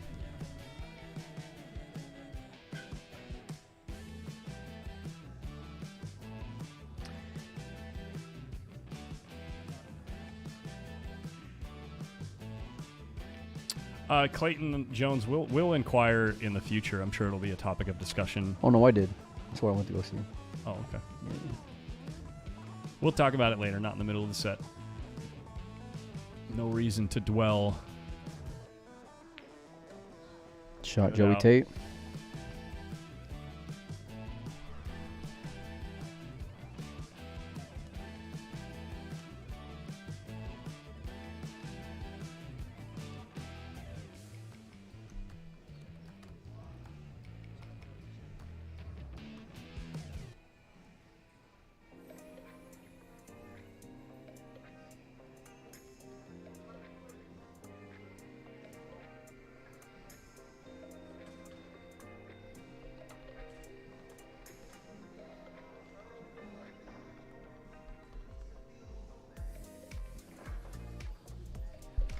Take a look at this beautiful venue, guys.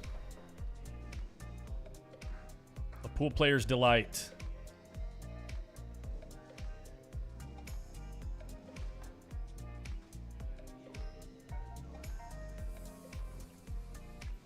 A few of our referees convening.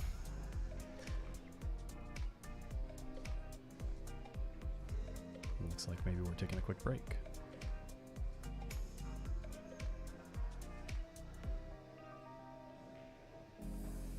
Did Yoder step away from the table? Yes.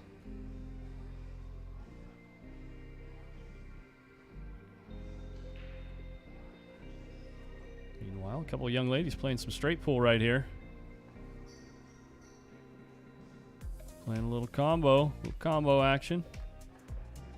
See what the score is here. Just getting started, 6-10.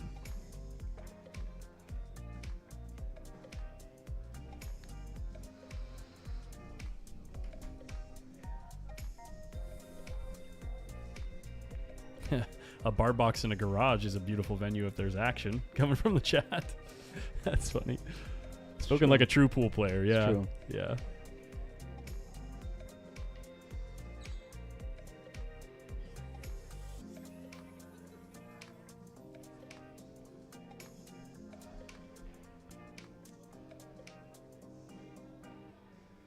Well,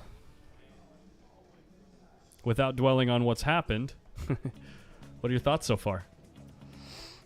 And what regard the match? The match overall? so far, yeah. No, I mean Joey's playing great, and he found his break. And after the break, you can't, you know what you're gonna get from Joey Tate. You know what his execution's been like the whole event.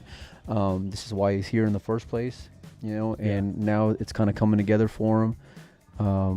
It looks like they're having a bit of a chat, with up top there. But yeah, I mean, Joey was sitting at 3-0. He's just continuing what he's been doing. It's a race to 7. It's far from over, know. And it is just a race to 7. I mean, there's been plenty of times, right, where you get deep in or semi-deep, or it feels like you're getting deep into a race, and your opponent's on the hill or close to it, and then, all it can take is one small roll sometimes, and momentum can shift. Well, I mean, listen, we saw Joey down 4-2, and against an Adrian Prasad that was running out from everywhere, going off. Yeah. I mean, Adrian was had all the balls gone off the table, So it's like, that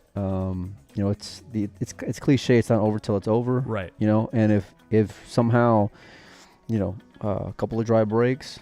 Rylan just took a break himself, so maybe just kind of recompose himself. Yeah, and hit the reset button in the mind and try and do your best. Yeah, no, I agree. I mean, we really obviously haven't really seen Rylan play much this set, and the one of the racks where he was just running out recently. I think it was this last rack.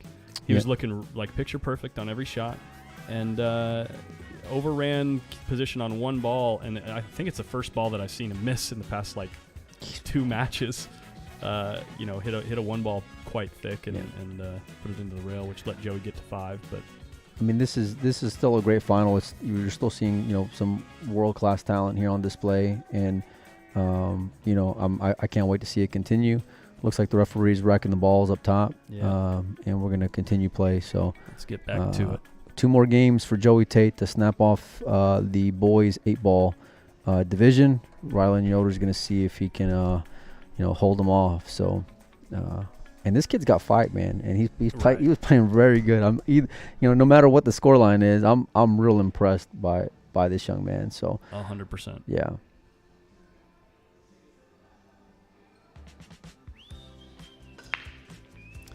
Cut the rack a little thin. Yeah, for sure. You can see he's not thrilled with the way that break felt.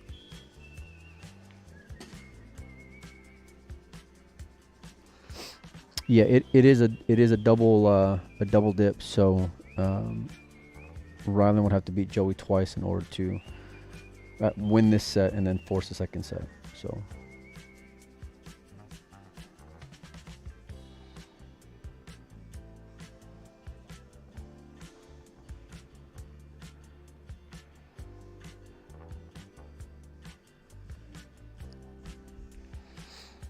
Alan B, you always come up with the most creative emojis. If you're watching on Facebook, he just stuck bacon, eggs, and is that milk?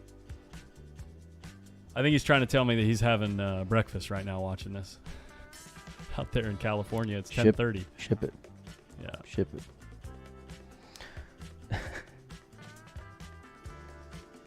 Rex Yoder, I'm under the impression, and I was told that it's a double race, potentially. It's double for sure.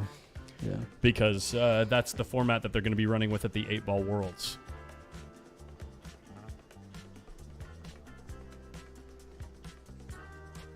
But in the 10-ball worlds, they do a modified double elimination, right? Where they just do a single race in the finals. It's longer. In what? In 10-ball? We're not doing double races in 10-ball? No. If they want to mimic Worlds, then they'll probably get down to a single elimination stage. Gotcha. If that's their goal. So. Gotcha. Yeah, because they don't do a true double dip in Worlds. So, and the whole, everything that we've been hearing all week long is we want to get them ready for Worlds. We want to get them ready for Worlds. So right. That's, I would guess for that 10-ball. Right. Yeah. Right. Yeah. So I would guess that we're gonna get down to single elimination. So.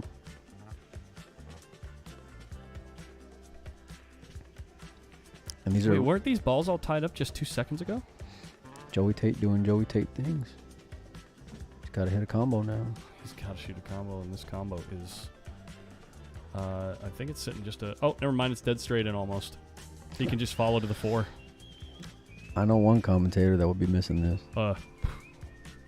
For sure. For sure. Nice shot, Joey. Tate. Nice shot. Okay. Stop it.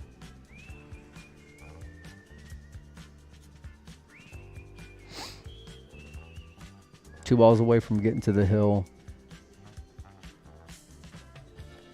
Joey Tate just showing why he's in this spot in the first place, and he's got a bit of a pep in his step right now. Well, he's just enjoying the game. Yeah, you know what I mean? Yeah, everything's working for him. Right. Yeah. You know, he's feeling like really in tune with the balls. Yeah, without a doubt. Yeah. Both these kids just have a great disposition, you know. Yeah. Yeah. They're just smiling and great energy and. Ooh. Almost. Whoa. Easy there, buddy. Get the bridge.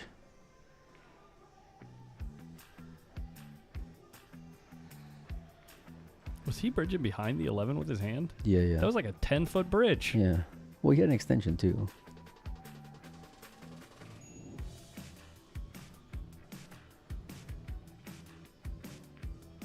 There you go. Just on the thick side. A little bit. Yeah, a little bit.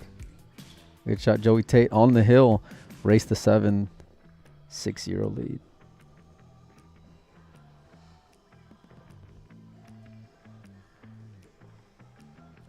David Howard says, I'd have a great disposition as well if I could roll it like these guys. Well, that's why I always stay on tilt. Yeah, because I can't make a ball. Yeah, exactly. You should have seen me last night. Nobody wanted to see you last night, buddy. I was miserable. I couldn't do anything right. This is how he starts off the set. Hold on, Mike. I need to test the deflection. I knew when he said I need to test the deflection, I knew I was dead stealing. I knew he had no chance at that point. We're not here to talk about us. Before we start playing, he says, I need to test the deflection. We're here to talk about Okay, I'm just saying, man. I'm just saying. I'm the one over here that brought it up. Yeah. The water's warm. The second he starts dogging me, it's like, what are we doing, Mike? All right, here we go. Joey Tate. Breaking on the hill. Yeah. For the gold medal.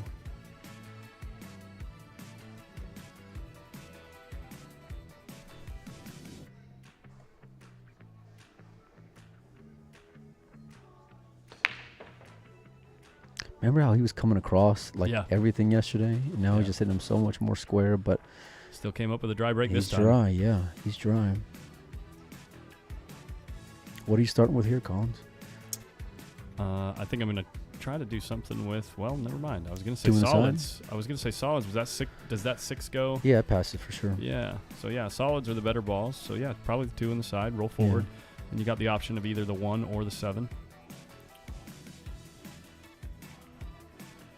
I'd say you got to take care of these balls below the 8 earlier, right, to the right side of the 8, because there's a lot more real estate to work with on the other side of the table to then get back in line to get on your key ball.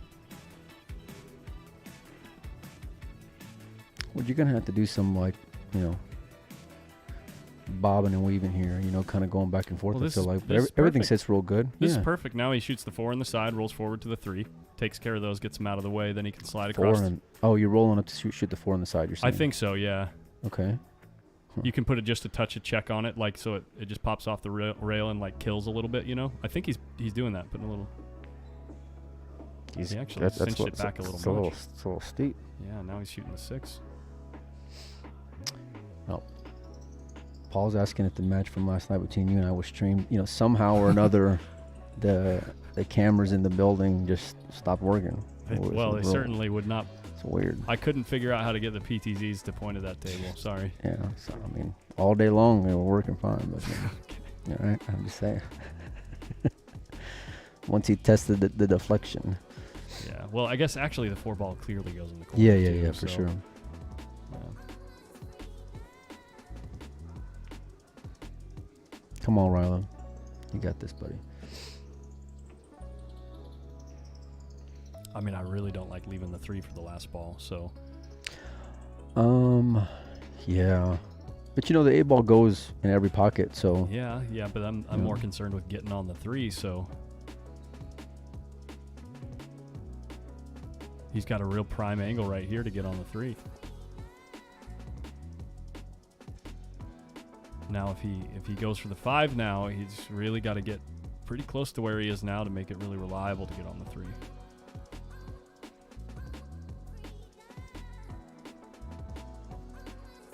Well, I think originally, you know, he was trying to shoot your way, which playing the 4 on the side, Yeah, but because he got underneath it, how'd you hit that ball? Yeah, this is great. This is great right here.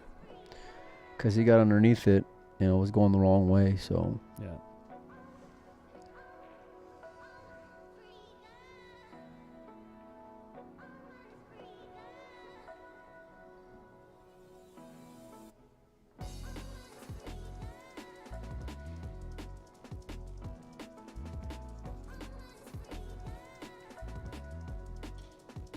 That's right, Jack.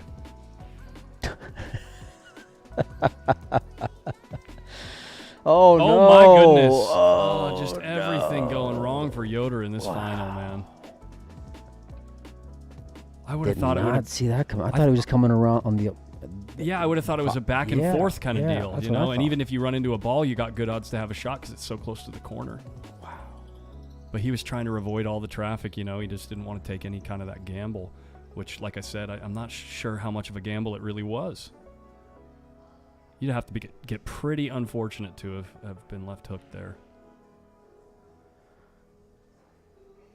Oh, they're both southpaws, huh, Fred? 2 lefties?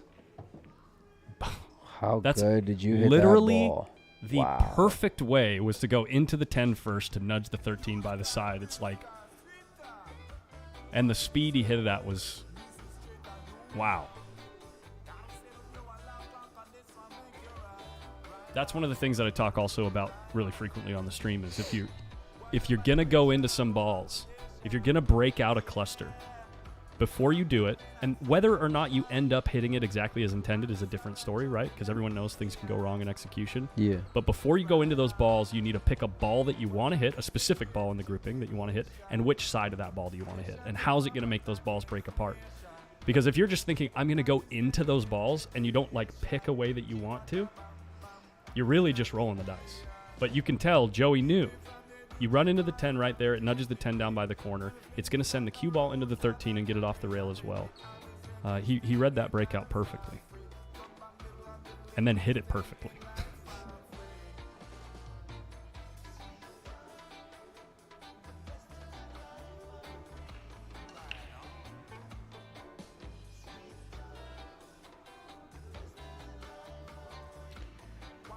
It's top shelf, man. You know, that's because that was the only issue, and he could not have come out any better, playing any better than this. I mean, and I bring it up because even with ball in hand, sometimes it's easy to make a mistake there.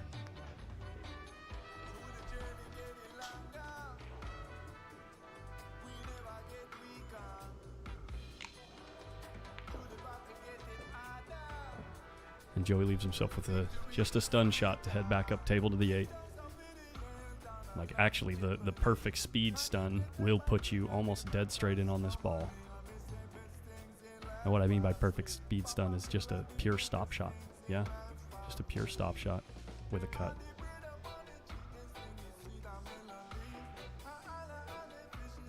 For the title, Joey Tate is our boys 8-ball national champion, and congratulations to Rylan Yoder. tremendous tournament, beating some absolute monsters on the one-loss side to come back and make it to the finals. Nothing to be ashamed of, man. That's a tremendous amount of work that you did in the last 18 hours to earn yourself a runner-up position in the national championships. So we're going to get some pictures done. I'm sure they're going to roll out some of the player prizes. Alina Mike's grabbing his camera.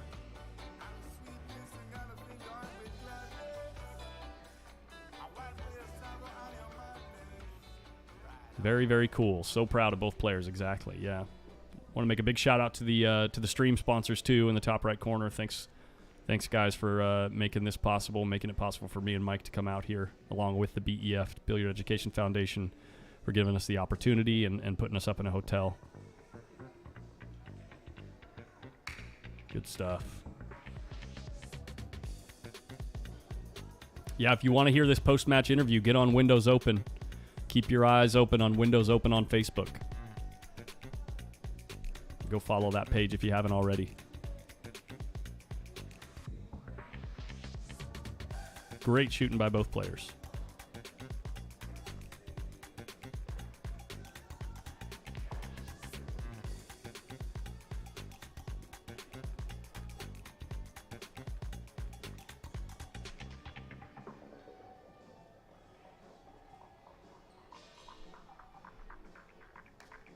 A high five right there.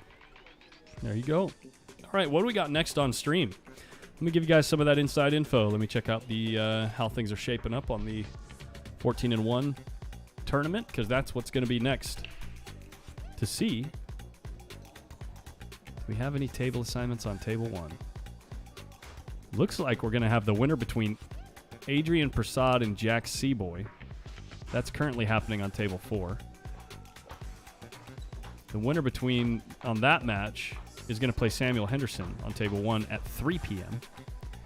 It's currently 12:49, so we're going to have another match before that. It's probably going to be on the girls' bracket. Let me see if I can find that for you guys.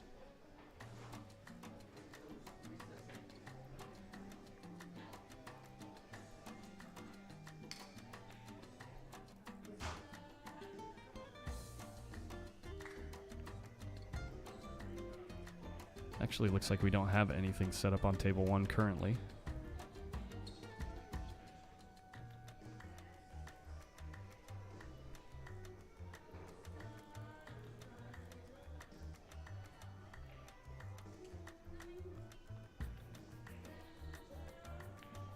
Yeah, nothing currently assigned to table 1.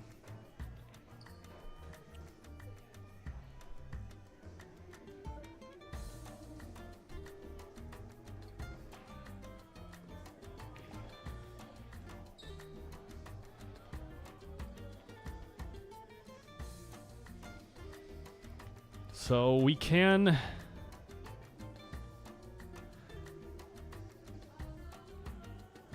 I'm going to put you guys on table 16 right now, watching Gavin Bergeron and Aiden Wagner playing some straight pool. And I'll keep the prize... I'll put the video for handing out the prizes on the little picture-in-picture that we've got up at the top. So we'll go here and there. And the scoreboard will go bye-bye.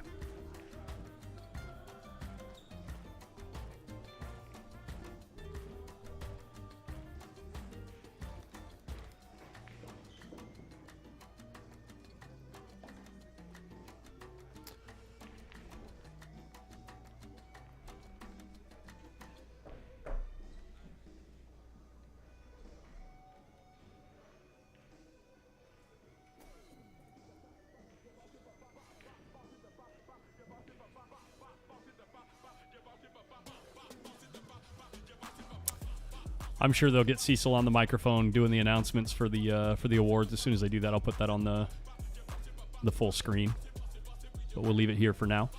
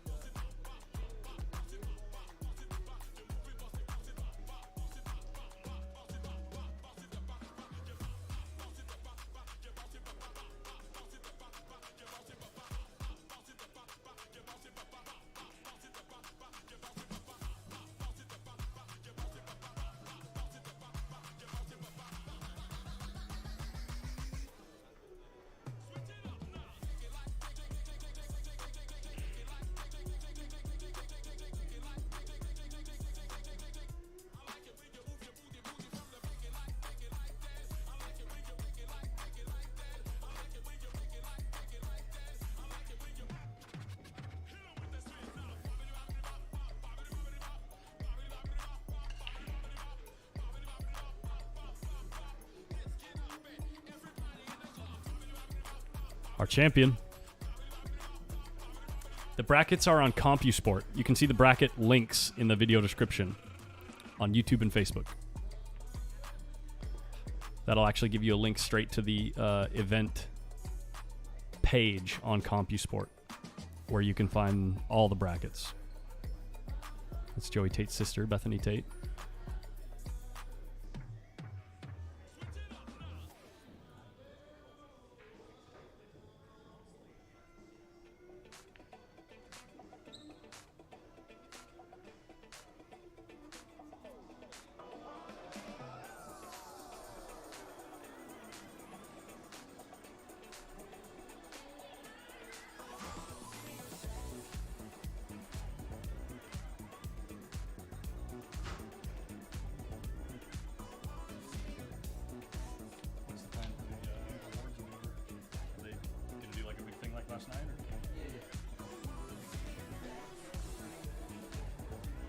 Oh, gotcha.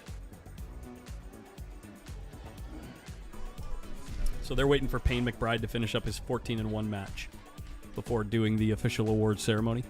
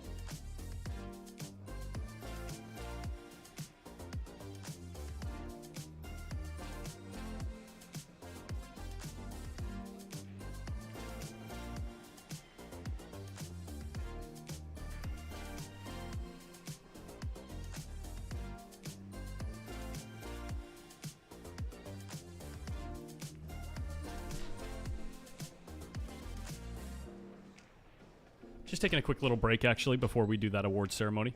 I'll be right back.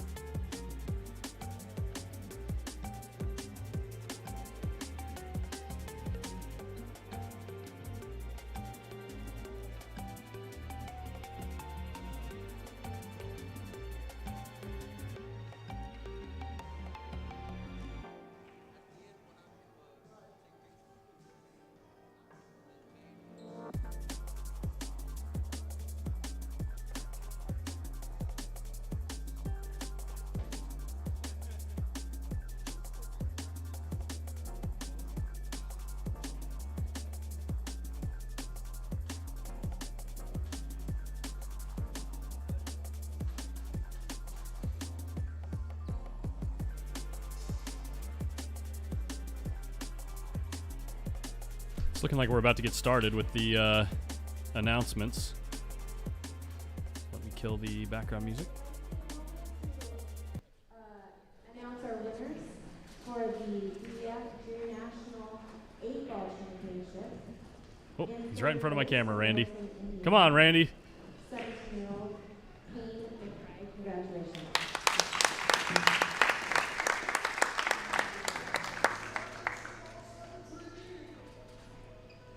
All right, and I'm going to have to turn down the room mic again while they're in between announcements so that we don't get that copyright coming through. She'll pick up the mic again.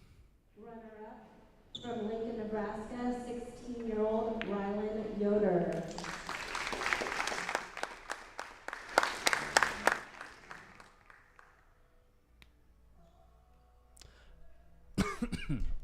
Pardon me. And our champion from Elm City, North Carolina, 18-year-old Joey Tate. There you have it. He's 18 years old. And suitably, our national champion. And I wish I could get the head on, but Randy's right in the way of my camera. Ooh, wait, we might get there. Where is it? It's right here. Entire case and cue package from the Randy? Randy? Our champion also received Oh, boy. a full Lucasi custom and hybrid carbon fiber shaft. They are also awarded $50 in gift certificates, courtesy of Cool Dog. And our champion, Joey Tate, will be representing at the World 8-Ball Championships in Austria alongside the Junior World Championships. Congratulations, boys.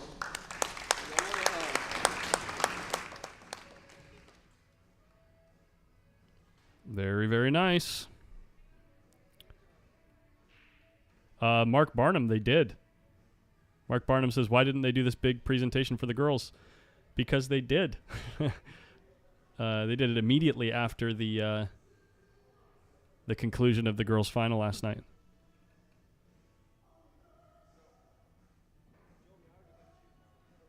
Very nice, very nice. All right, let's get the music pumping to cover up that copyrighted music, and so we don't lose our Facebook stream. There we go.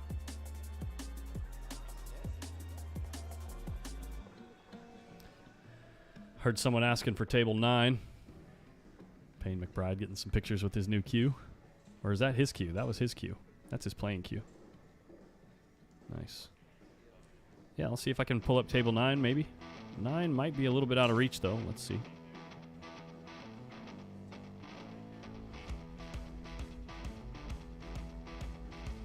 There we go. Oh, the match on table 9 is over.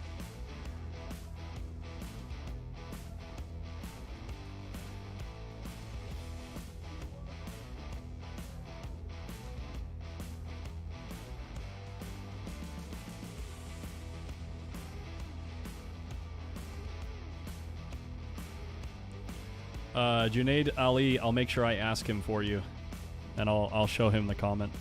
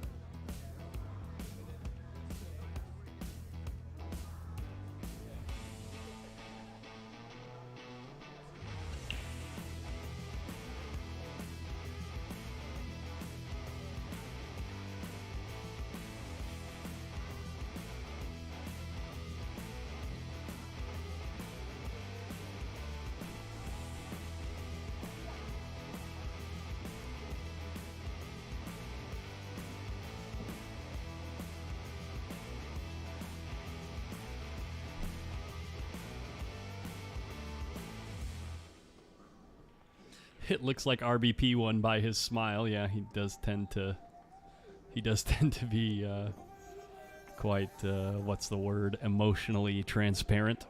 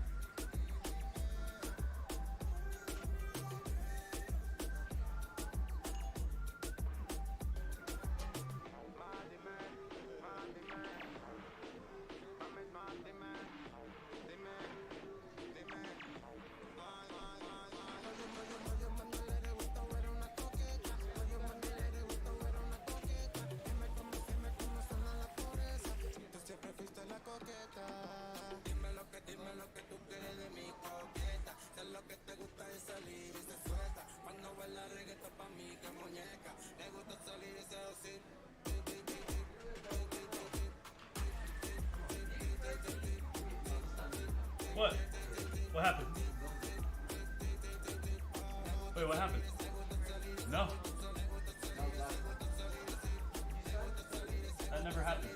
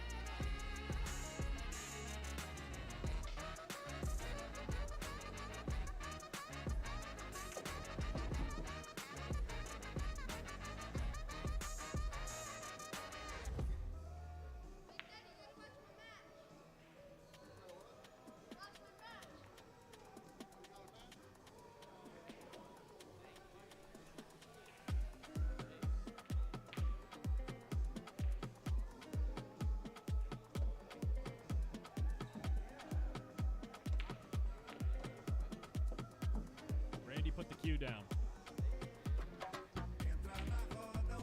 All right. As soon as Randy starts hitting balls, we got to take that camera off.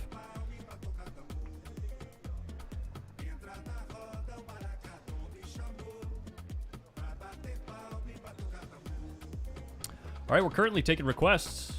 We're going to be watching some 14-1 straight pool on the stream table at 3 o'clock. That's not for another 2 hours. I wonder if they're going to give us any kind of action at 1:30 or if they're just going to let it roll through because of all the commotion over there. Oh, Vondero is playing some straight pool on... oh, is he just practicing? I think he's just practicing.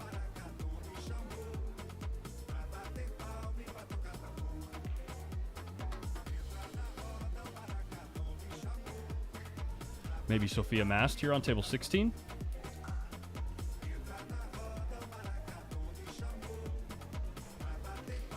Looks like we're getting kicked off here. She's starting up her stream. Versus Jordan, what was her last name? Mike? Jordan... Oh, my brain is so bad at names, dude. Let me look on CompuSport here.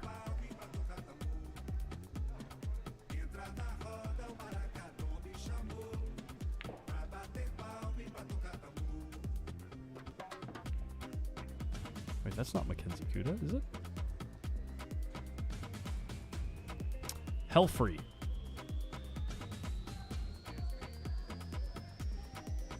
She's just hitting balls. Where's Sophia? Oh no, Sophia's playing over here.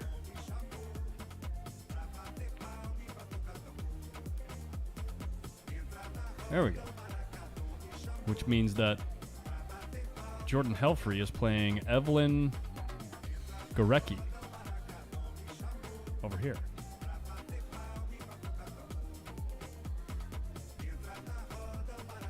And we leave it like this for now. Let's leave it like that for now. There you go, guys. We were out there and you guys were doing all the pictures and stuff?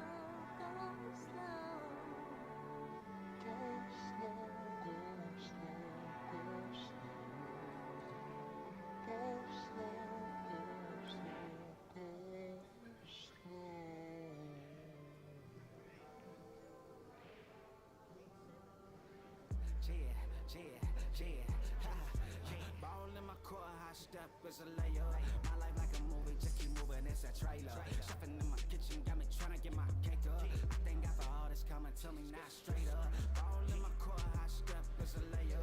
My life like a movie, just keep moving, it's a trailer. Chefing in my kitchen, got me trying to get my cake up. I think after all this coming to me, not straight up. Big broski in my line, sell a brother, get your feet in. But tap in with your peoples, like so they doing decent. Show me how to readjust some ways that I've been thinking. Been trying to protect what I've been building, been on defense. Celebrating our friends, and we gon' up there when we touch down. BYOD, shout out to my homies working sundown. I should call my sister for some custom gold fronts now. Soul already shining, need no diamond, roll it, bust down. No matter how far, I can't forget the opposition. If you ain't been running front and side, you seen this competition. Wisdom telling me better slow down, my heart and mind conflict. I'm patient, ain't no free pass, and I'm paid a lot for my position. Come and get it. All in my core, high step is a layup. My life like a movie, just keep moving, it's a trailer. Chefing in my kitchen, got me trying to get my cake up. I think after all this coming to me, not straight up. All in my core, high step is a layup. My life like a movie, just keep moving, it's a trailer. Chefing in my kitchen, got me trying to get my cake up. I think after all this coming to me, like loving new friends, ready to be outside with my kin. They glowing my chain on like I'm sitting on something else. Be careful, you too loud with it, they get you for your hands. And all that flex around for none, now you sitting down on some bricks. Big leagues, running down no loss, so I'm step up to the big leagues. Been here home runs, but I still know I can't switch teams. Running out for them trophies, but I face all in that big screen. That thing hit shoot fast, whistle quicker than that 10 speed. I can't let my soul put trust in diamonds and gold. But ones ain't gon' let you fall onto no trap, though. I stay motive, see them hovering over your shoulders. Hit a lick while you gone, I'm keeping all enemies closer. Yeah, I've been ready on 10 toes. Don't fall in my core, I step, it's a layup. My life like a movie, just keep moving, it's a trailer. Chefing in my kitchen, got me trying to get my cake up. I think after all this coming to me, not straight up. All in my core, high step, it's a layup. My life like a movie, just keep moving, it's a trailer. Chefing in my kitchen, got me trying to get my cake up. I think after all this coming to me, not straight up.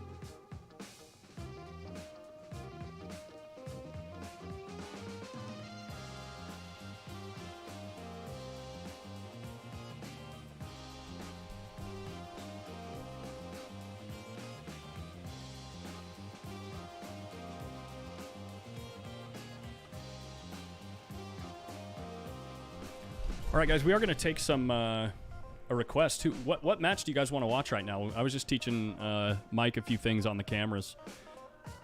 If you saw us shifting the cameras around there for a little bit. Is there any match that's live in particular that you guys would like to watch until we get something on the feature table? It's still early stages in the tournament, so everyone's kind of still finding their, getting their feet underneath them in this 14-1.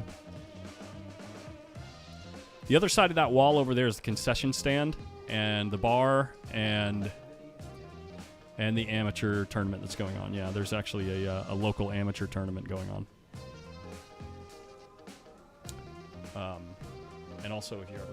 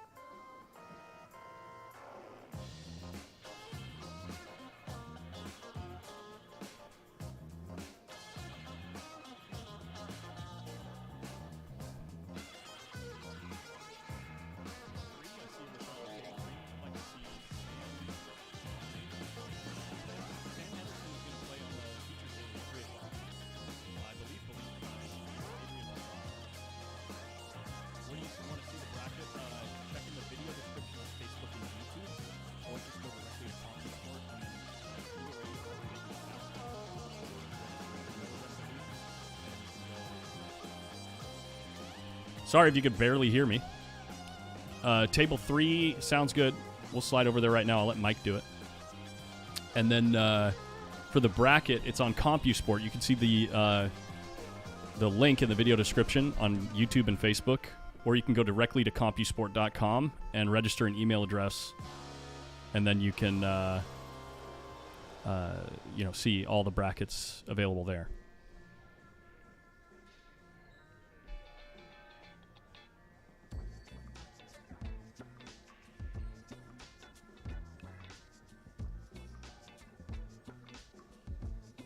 Nice, dude. We're there. Looks like the ref is getting involved with something or answering some questions. Okay. I'm going to go stretch my legs.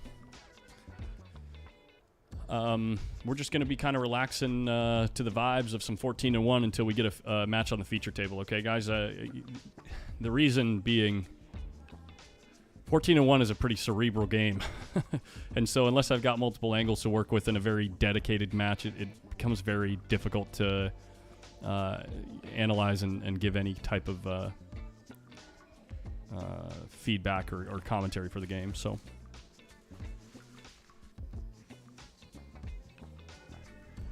in the meantime, we'll be checking back every now and again, interacting with the chat just to see if anybody wants to see any different matches. But we'll leave the camera here for the next 10-15 minutes and then kind of see what's up next. Current score here, difficult to see. Looks like 12-9 maybe. And the girls are going to 50.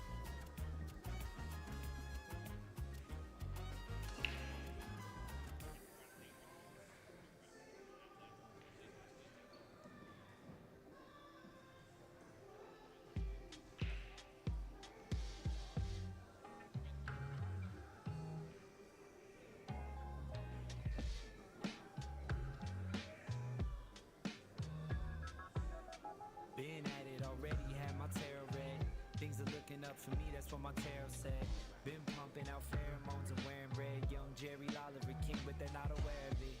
$40 is show money, that's what they stole from me. Blow it all bone and guess I roll funny. Go find me a snow bunny, ask if this cold world's making her nose runny. She melted, I wear a cape that is velvet. Couldn't see it, she felt it. See it all like I'm Elvis, move my hips like I'm Elvis. I don't pitch it, I sell it. Couldn't picture me jealous, turning fans into zealots. Tuning in when I tell it. There were 15 people at the gig, saying, oh my God, what fun this is. Did it all, did it right, did it big. Yeah, buddy, we were loving it. New cards, new deck, new life. King of Cups, he comes up right. Always, all days, all nights. Sing do-wah, do-wah, do-wah. New cards, new deck, new life. King of Cups, he comes up right. Always, all days, all nights. Sing do-wah, do-wah, do-wah.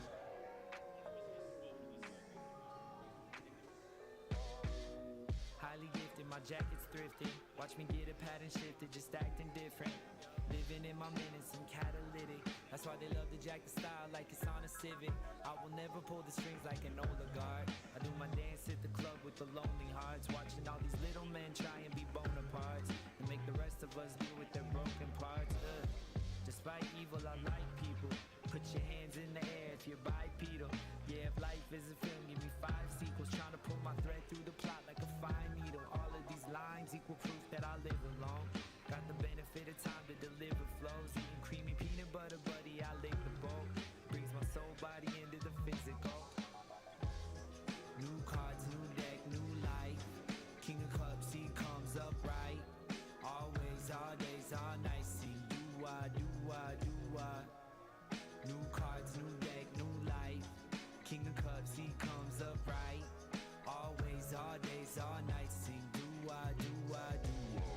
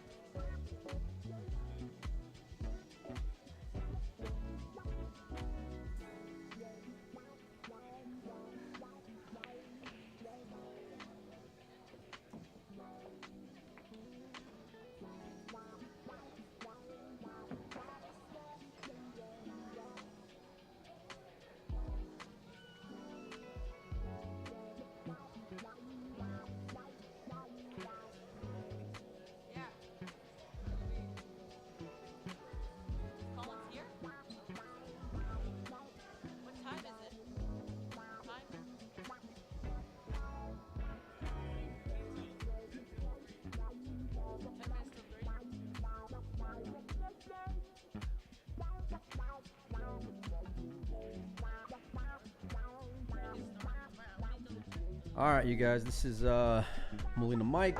We're actually going to change to the 3 o'clock match that's going to be starting here right now between Adrian Prasad and Sam Henderson. So I'm going to see if I can get this all set up here. So just kind of bear with me.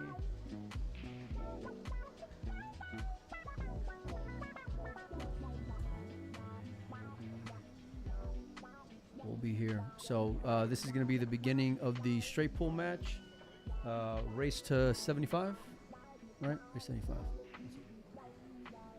Yeah, they can start now. Yeah, they're good. They're good. So they're about to kick off right now, you guys. Collins is not here, so I'm going to be the one kind of not manning the booth a little bit. Let me see if I can change to, there you go, to the head-on view. So they lagged. Adrian won the lag. You know, straight pull, usually the winner of the lag will defer. That way he can try to have first shot. So 2 great players. You know, Sam was coming off a big event. I want to say out at Big Dogs, if I'm not mistaken. Maybe the chat can help me out there. But very well accomplished and kids with a bright future. So just stay tuned. Colin should be here hopefully pretty soon.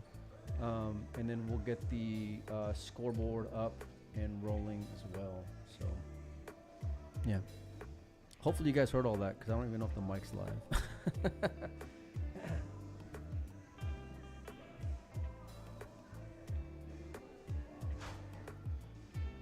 Speaking of, Collins is back in the booth. He's coming in right now. What's the story? Oh, okay. All right.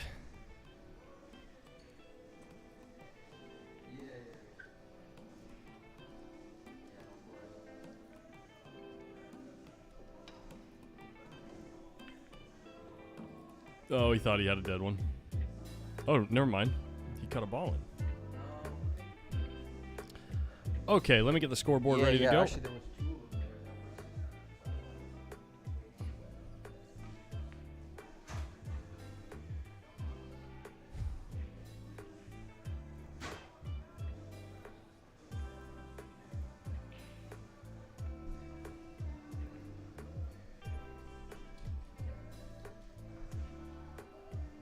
And it's Sam Henderson, right?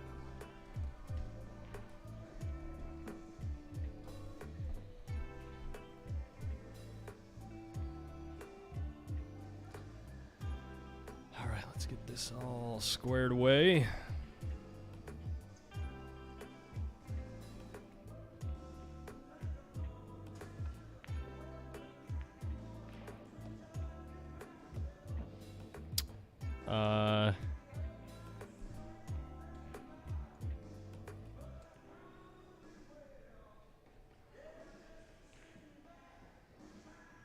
He's from Iowa.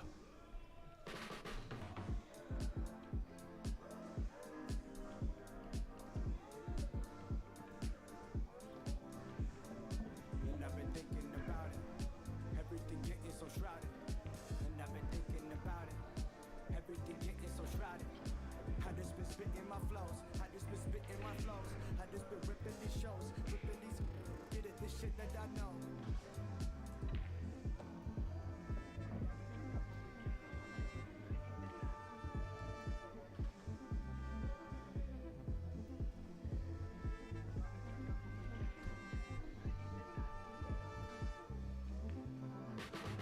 And I've been thinking about it. Everything getting so shrouded. And I've been thinking about it. Everything getting so shrouded. I just been spitting my flows. I just been spitting my flows. I just been ripping.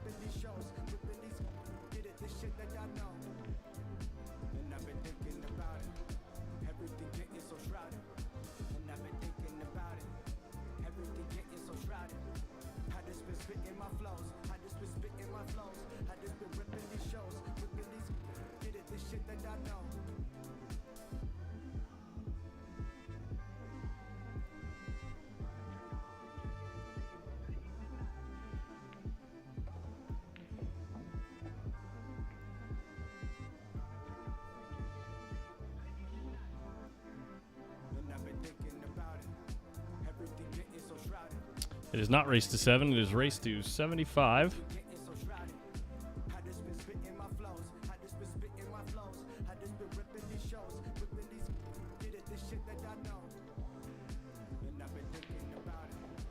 Adrian's hitting the ball pretty good and keeping this 7 ball for his key ball. Or rather his break ball. And I'm assuming he's just going to play this like a drill.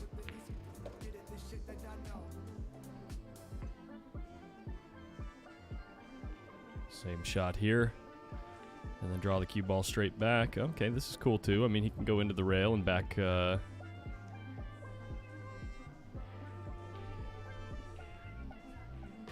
Back over near the other side pocket here.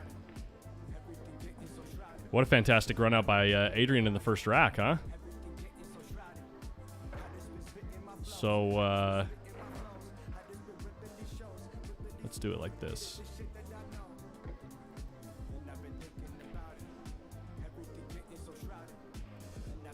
Here we go.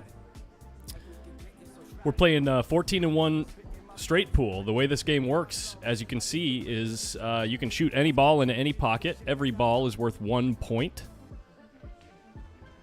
You must call the ball, so you must be shooting the intended ball into the intended pocket. And then you leave 1 ball on the table. When there's 1 ball remaining on the table, you rack the remaining 14 balls with the spot, the foot spot, vacant, with no ball on the foot spot. And you, in order to continue your run, since it's a call pocket game, you have to disturb the rack as you pocket that final ball. So Adrian's played that first rack perfectly. And usually what we'll do with scoring is add 14 points at the end of every rack run, or at the end of every inning, we check to see how many balls the player has run and add that to the score. So they're going to 75 balls, which is a total of just over 5 racks for one player. I mean, Adrian's doing some really good work here. Obviously, he's going to have to do something with the stack. It looks like that 15-11 does not point at the corner. Oh, he had a dead one, or he had a ball, in the stack that was pocketable. Now he's going to be looking for a break ball. Now that the rack is wide open, he's going to look for a break ball. Candidates are either that 12 ball or probably more likely the 2 ball at the bottom of the stack. You know, with the balls here on the other side of the stack, it's going to be really difficult to protect this 8 ball or 12 ball in break ball position and also develop these other balls over here. Where on the other side, with this 2 ball right here, he can completely avoid needing to get positioned down here until the end of the rack, and he'll put the cue ball either here or here. Here is better, because then you cut that ball into the pocket here, and the cue ball comes off of the 2 into the bottom of the stack. It is a riskier break.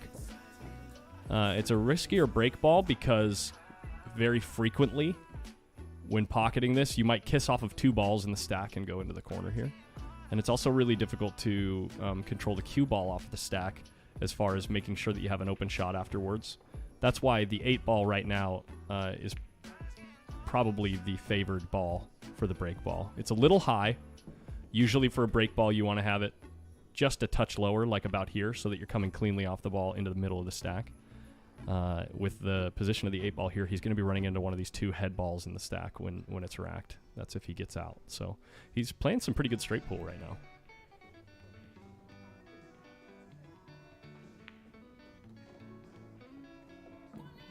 So we'll obviously see if he's decided to use the 8 or the 2 as his break ball in these next 2 shots. What if the last ball is in a portion of the new stack? Correct me if I'm wrong, but I believe that if just the ball is in the stack, just the ball is in the stack over here, then that ball gets respotted up here. You can see the little X's on the table here and here. But if both the cue ball and the ball are in the rack, I actually believe you rack at this side of the table. Please correct me if I'm wrong. I'm not super well versed on the nuances, those parts of the game. More strategy. I'm more familiar with a little bit of the strategy. He did obviously use the 8 ball for his break ball. 6 ball is a nice ball for the key ball because he comes 2 rails into perfect position. The natural position is 2 rails right down to here, somewhere in this area for his breakout. He came up just a little short, but it should be manageable. Spots to the head spot. Yeah, that's what I thought. The ball, if it's in the stack, it spots to the head spot. I do know that there is one specific scenario where you actually rack the balls on the other side of the table.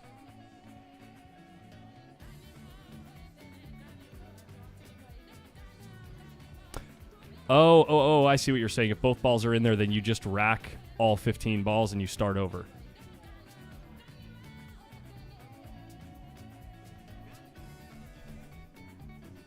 So he's got 28 here. Adrian.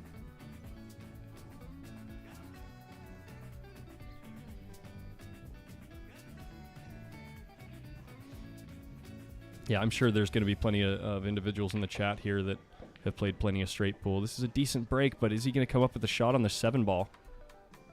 It looks like it might just pass the 9. Can't really tell from our camera angles here. He doesn't look too disappointed. Oh, it looks as if he has 29. So maybe there was a ball. That doesn't make any sense. Oh, the young man is flipping for every ball that he's made. So he's already pocketed the ball during the break shot of this rack. So Sam has been flipping the scorecard for him. Has he been doing that every shot? Yes, he has been.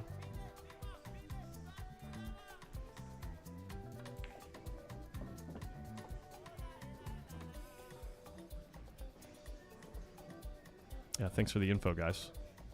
What is going on, Nick Volkov?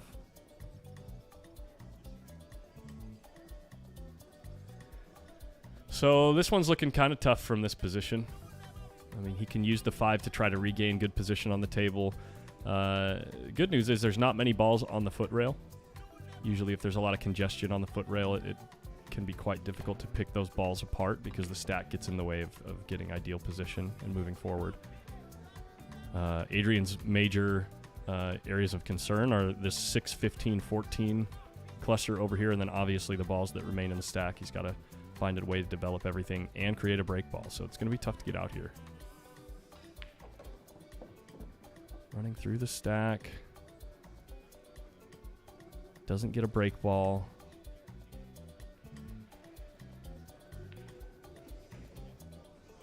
Looks like he's going to be cutting this 9 ball thin and trying to catch the side of the 12.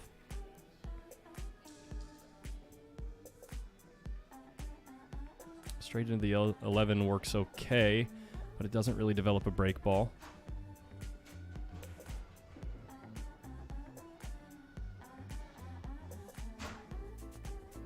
Oh, Rick Donor.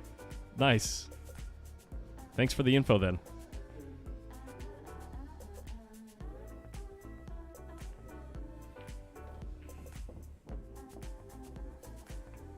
Oh. A little nudge there, a little flip of the hand.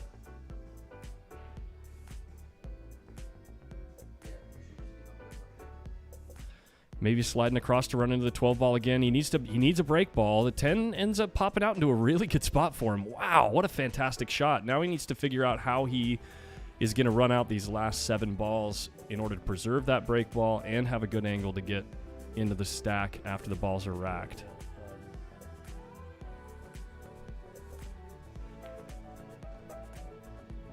Got a little straight on this 1 ball. So he's looking to roll forward and pocket the 6-up table. Hold position for the 14 ball. And then the rack is wide open. He got a little bit of angle here. He's got to deal with the 6 now, though. Can he maybe draw? Or maybe roll forward into the 15? Yeah, dude, Adrian's playing absolutely unconscious right now. I had no idea. I had no idea that Adrian could run Adrian's currently on a 42 ball run almost. Is he really? Yeah. He's playing great.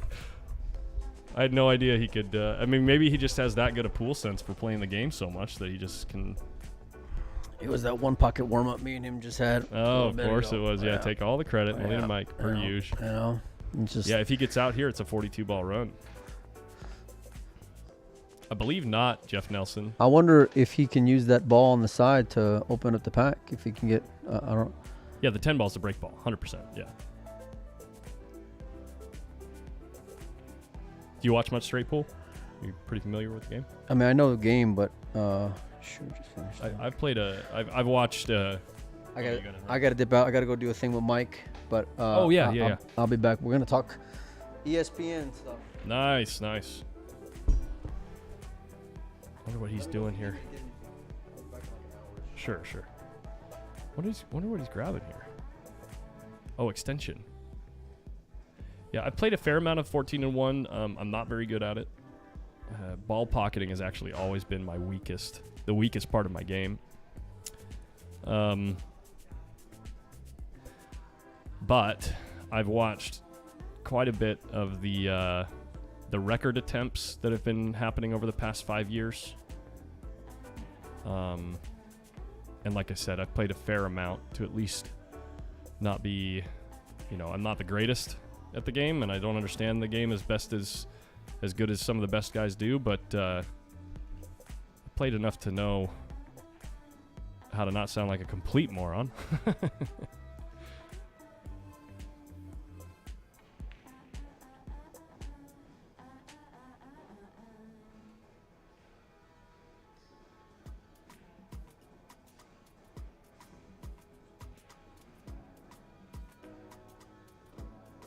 Does this 15 go easily into the side where he can go around the table? I don't even like going around the table. Maybe just juice it up with a ton of inside and take your medicine on the break shot. He's going around. He's queuing to the outside of the ball. It's going to be tough to make sure you get the right angle here. You're going to have to shoot a long shot anyway. Oh, he's too flat here. He's not going to get a lot of motion out of the rack, but he can still make an incredible shot. And beside that point, he's run 42 balls at this point. That is a solid run for anybody.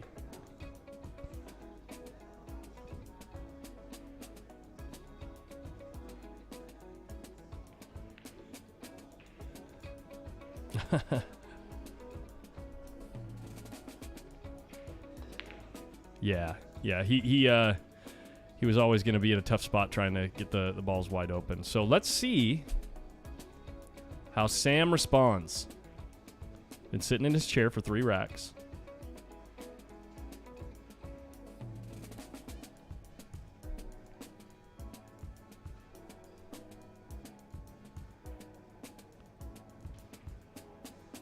It's not a very open rack, so it's going to be pretty difficult to work your way through it. You probably want to use one of these balls beneath the rack to get some type of spread there. After taking a couple of these balls out of the way above the rack. If you could maybe make the 14 now, then shoot the 3 in the side, kind of clears things up from the clutter when you go to open the stack up, right? Like if you go to open the stack, you generally don't want to be moving balls to the short rail again, because once there's not very much room to move around down there. And then also, if you're moving balls away from the short rail, you want to make sure you're not moving balls into other balls, because then you're just creating more problems for yourself. So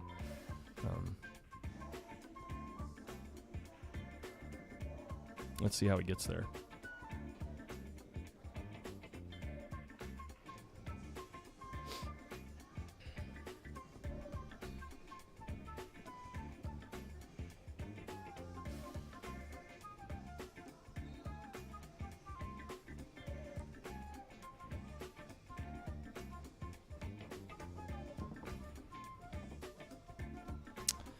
So he rolls up to the 10 here. I'm wondering if he's going to roll forward and then try to brush these balls into the bottom long rail as we're looking at it off of the 15 maybe?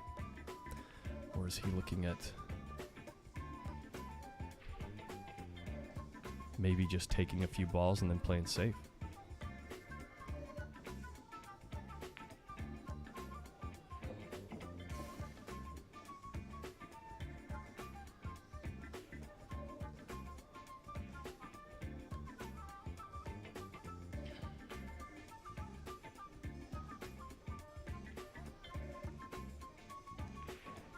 Let me change the title of the video so that we can, in case we have new viewers.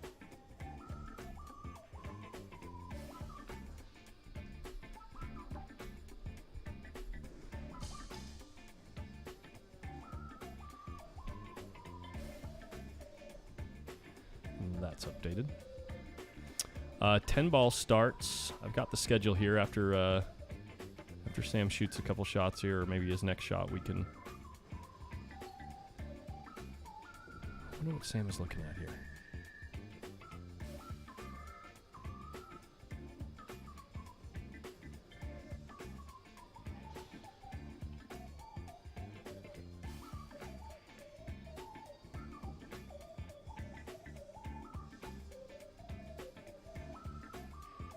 There's nothing wrong with just making this ball and rolling forward and then rolling the 15 into the stack and playing safe on the 3. I mean, I know that you don't want to pump the brakes on the offense, but sometimes when you don't have a run out, it's better to just not give more balls to your opponent.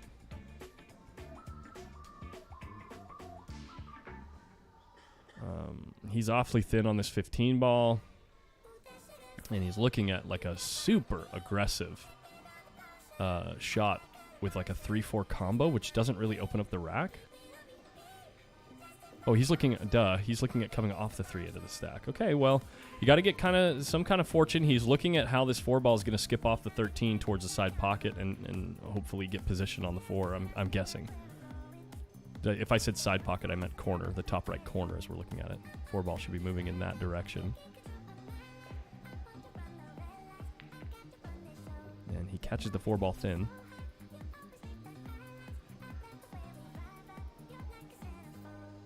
Gets a shot. Still, problem here is the ideal break ball, or the best option for a break ball at the moment, is one of the only balls he can get position on. So he goes around the table to the 4 ball. That's pretty nice. You might even be able to nudge the 1 right now. Or the 5. God, these kids are...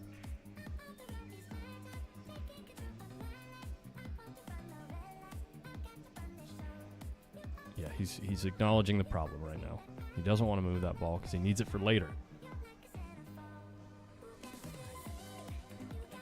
And when you take this shot, you got to get a little fortunate again.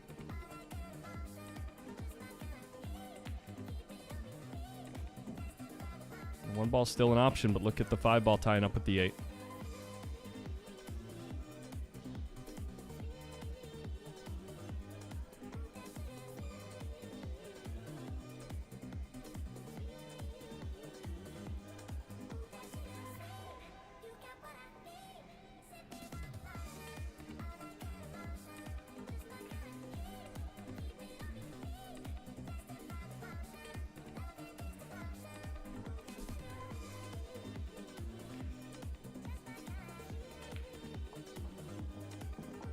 So he takes the angle to move off the 6 towards these balls.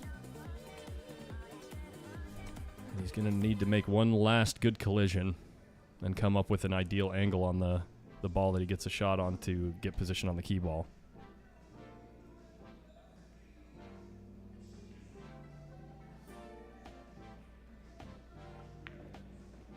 Gets in between them. 5 ball works out a little bit. I mean, he's a little straight on this ball, but I'm pretty sure he can cheat the pocket from here and get a good angle. That was an impressive, very impressive manipulation of the rack to get out.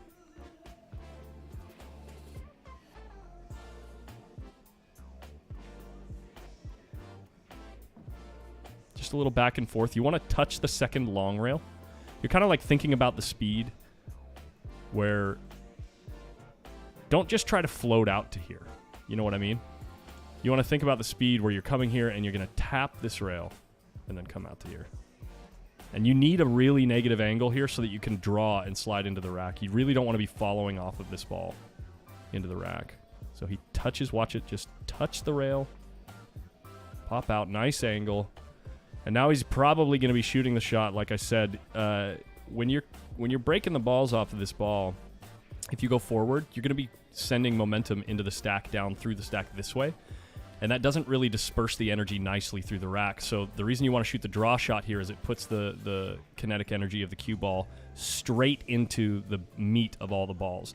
Now the problem with this is when you're drawing this ball, the cue ball is going to start sliding up this way. And you don't want to get unlucky and go towards the corner or get too far away from the balls that are opening up. So this is a difficult break shot to get consistent good results on. Let's see what he does.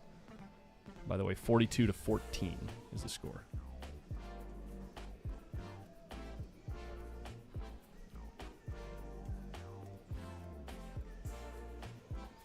Well, Lee McBride says, see how he got caught in the bottom part of that stack. I mean, he still comes up with the shot, which is pretty effective right now. But Lee McBride says, kind of surprised it's a race to 75. These juniors are good enough. It should be at least 125. I'd say a decent portion of the field, that's the case. But there's also a large portion of the field that have never played 14-1, and they've practiced it a bit, and they're trying it. This is their first like official event playing the game. So, in the interest of time and keeping it consistent for everybody, they went with a race to 75. It's also a race to 50 on the one loss side for the boys.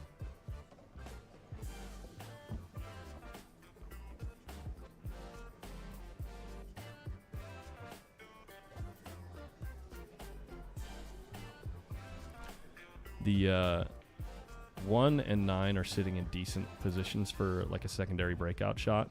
Also the 2 ball, if you can get on the 8 here, make this 10 ball roll forward off of the 8, get to the other side of the stack. That's another viable option.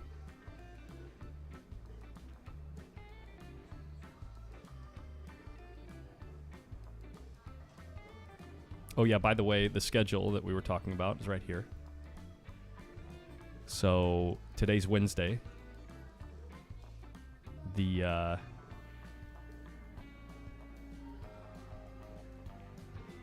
9-ball championship. Well, the schedule doesn't really help, actually. It's not really super clear on the schedule when they're starting. Okay. I believe we're 10-ball starting tomorrow.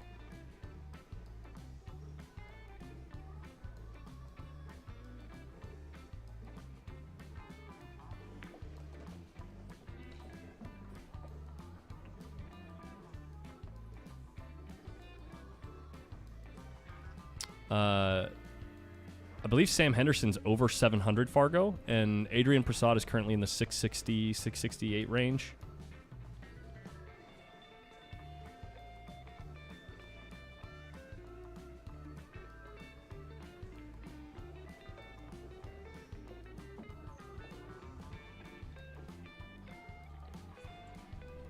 So here we go. He's going to be going into the catcher's mitt here. As they say, it's really easy for the cue ball to get caught up inside all these, inside the stack as it spreads apart. He's going to have to hit this with some decent force to avoid that. Yeah, see how the cue ball stops as it hits, you know, anytime you see like a U shape in the position of the balls. In one pocket, Tom Worth calls that the catcher's mitt. It means the cue ball wants to stop moving.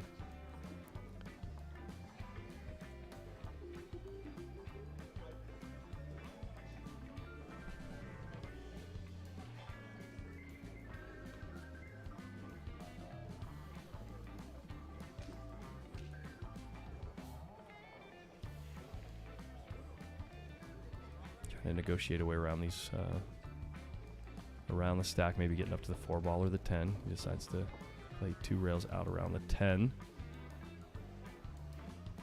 And now he needs to develop a break ball.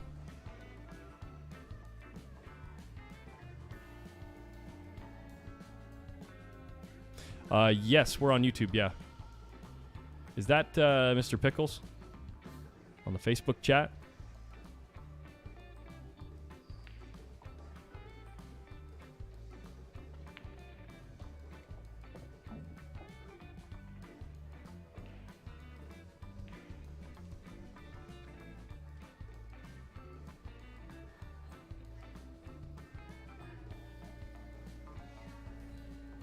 believe the 7 ball, he has an angle moving away from the 15 and 13. Now the same with the 6. So does he use the 4? It's getting more and more difficult to be sure that you get a break ball.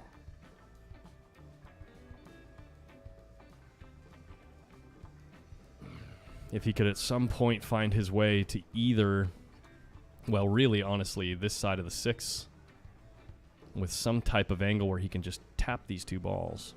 The 13 would just pop out right here, but we're asking a lot there. So he's just taking the 6 now. Oh, 13 pops out. Look at this. Solved the problem. Now, a couple more good shots, and we're looking at another 2-rack run.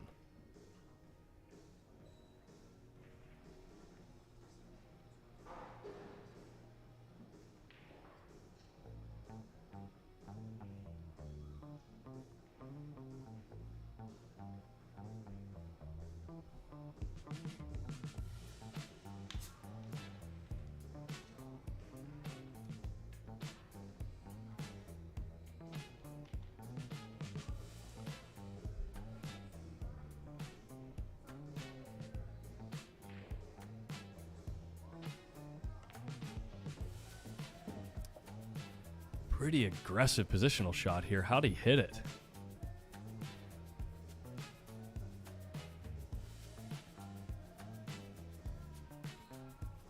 (10) and 15 do not pass the 13, which is the break ball. So now he's going to have to find a way to get either underneath the 2 balls here, maybe by sliding off the side of the 9 straight into the long rail and then coming back across, or playing all the way around the angles and getting to the other side of them to shoot him in the bottom left corner. Assuming that the first choice is the easier one. Yeah.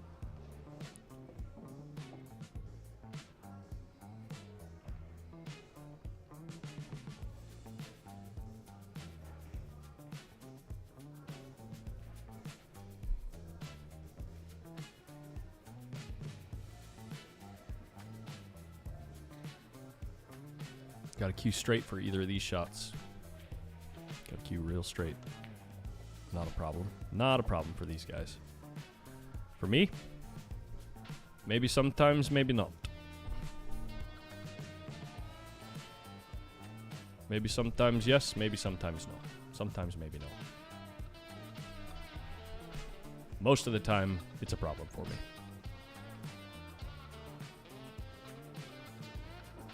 Oh, he's taking a real thick angle on this ball. Is he going to end up too straight here? I would have thought he would have put a little, like a touch of right on that ball to make sure to guarantee yourself the angle. Adrian waiting. Well, so far, we've seen 5 racks and 5 runouts.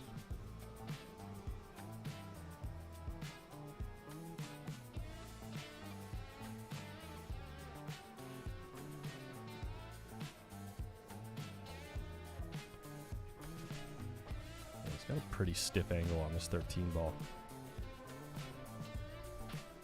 Got to watch the scratch. If you accidentally hit a little bit too high on the cue ball, the cue ball will go forward off of that wing ball, like right towards the corner pocket. See how it's moving towards the corner? He ends up with a nice little cut shot for like to re-break the stack.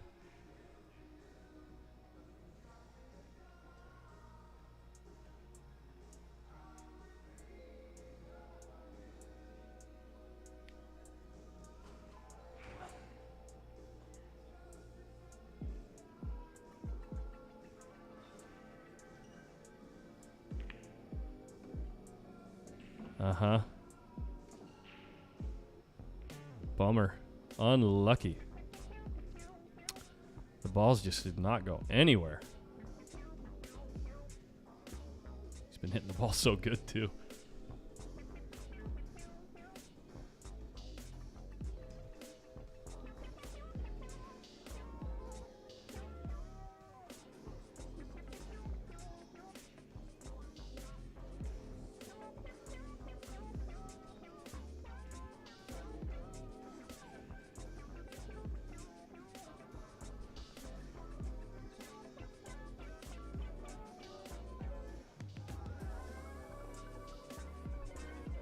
Here we go. Playing safe. He kind of got there. He left an option on the 3. I actually like just stunning the 3 up in the corner. If you know you're going to make it. If you shoot at that 3 ball, you got to make the ball. Otherwise, you leave a break shot for your opponent. He's cueing low. You can stun it up in the corner, put the cue ball near the first diamond from the right upper right corner pocket as we're looking. Oh, he put it in the side. He didn't take a break shot on the 14.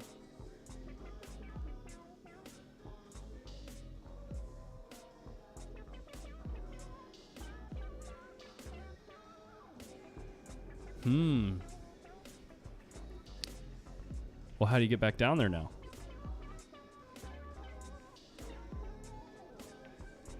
Is he going to fly into these balls off the 9?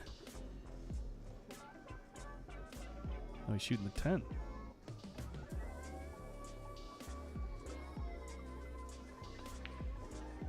Oh my days, does he cue the ball good. Oh my. Great shot, never in doubt. I didn't think that was coming anywhere close to the side at all.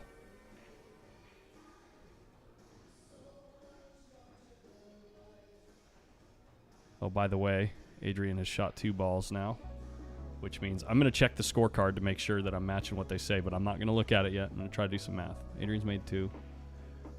We got 11 on the table, which means there were 13, which means he had made 2 more balls. So Sam Henderson should have 30 right now. Look at that. Sam Henderson has 30. 30 to 45.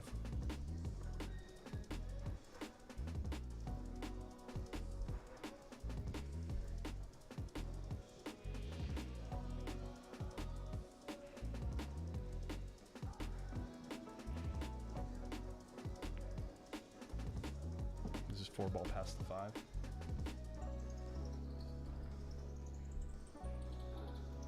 It does. He's going to have an opportunity to get things open here. I wouldn't go into him too stiff. I mean, you got to go at a decent pace to get some type of separation, but I wouldn't go too stiff. This 11 ball might pop out for a nice break shot. He went real stiff and didn't get a break shot because of it. All the balls just cleared out of there. He can pocket the 11 in the side right now, brush into the 1. It'll nudge the 7 up to a decent break spot. But which ball do you use as insurance? Do you use the 8 ball as insurance here, I think? You got to do it now because you got to use the other balls up table to get position on your key ball. I'll see. I wonder if he sees it. See how the 7 is pointing off of the 1 ball right towards the break spot, like a good break ball spot. I wonder how difficult that shot is into the side from here. I mean, it's definitely doable. It's not ideal.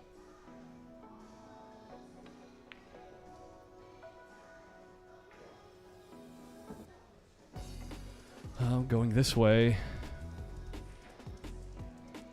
Going this way off the 11 into those 2 balls is easier to pocket the 11, but you're putting the 1 underneath the stack.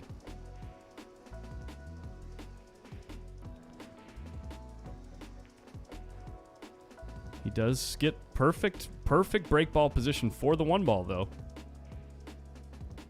He can use the 7 as his key ball. Now it's just as simple as it's 8, 5, 6, 7. 8, 5, 6, 7. Easy. Where are you going? How are you going to get back down to the 8?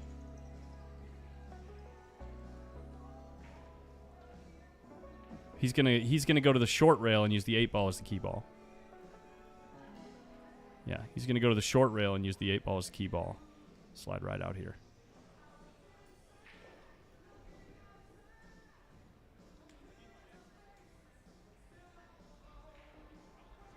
They're going to try to finish by Saturday, Gerard. They're going to try to finish a little early.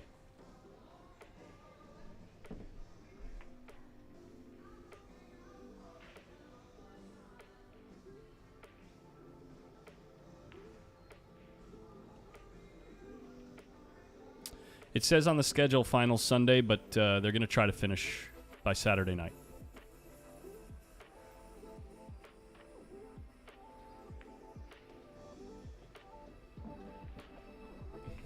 Very nicely negotiated. Let's see how Adrian Prasad deals with the bottom ball break shot.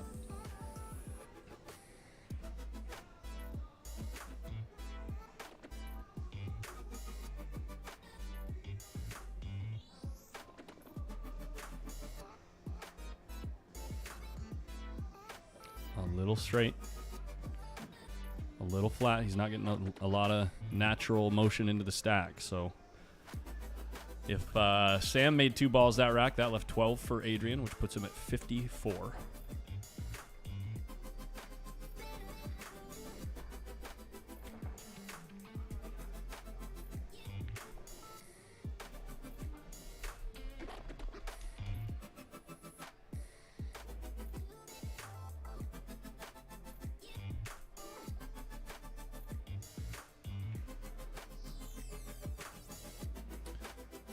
He's going to have to slam this to get it to go. Is he going into the rail and then the stack? Okay, never mind.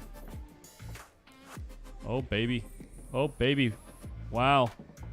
Okay, well, so a foul means the ball that was pocketed spots up because it was pocketed on an illegal shot. Sam's grabbing that ball. Ref is getting involved, yeah. If it's pocketed in the same shot, the ball spots up. So Adrian doesn't score that ball, and he owes one, meaning his score drops to 53.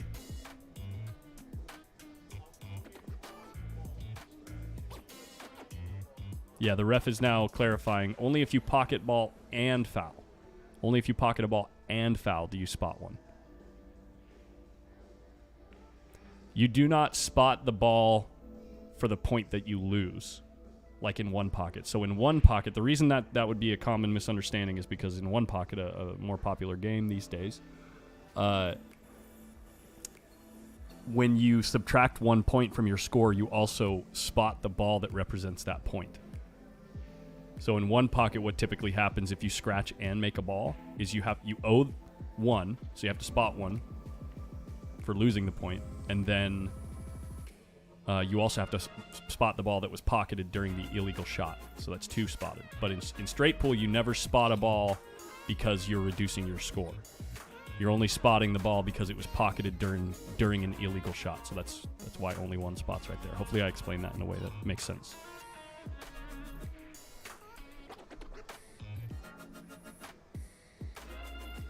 He can blast into the stack off this 1 ball if he wants. You can hit the 6, go into the 1 ball, and follow into the stack here.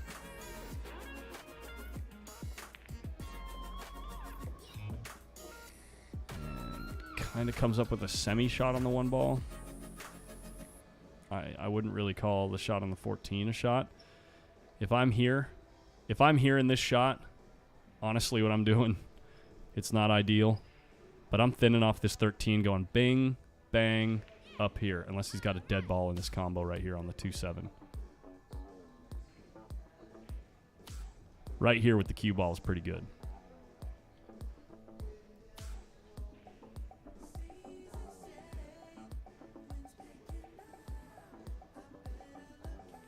He might also be able to play safe in the stack. But he's got a really nice angle. Sorry, he's got a nice angle off of the edge of the 13 to try to get way up table around this 14 ball, back and forth. But he's going to do something else. The 7 was pointed nicely at the pocket, so obviously you take that option. Better to be scoring and at the table, if it's an option, than to play safe.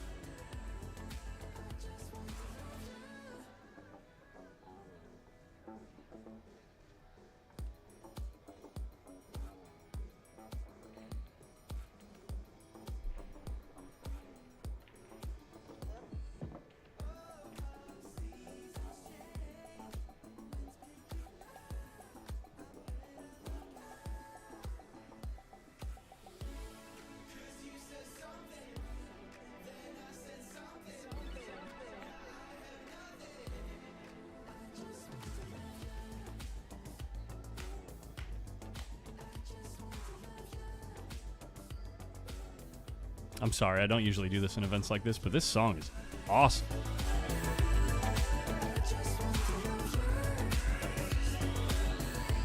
got a nice groove to it, you know?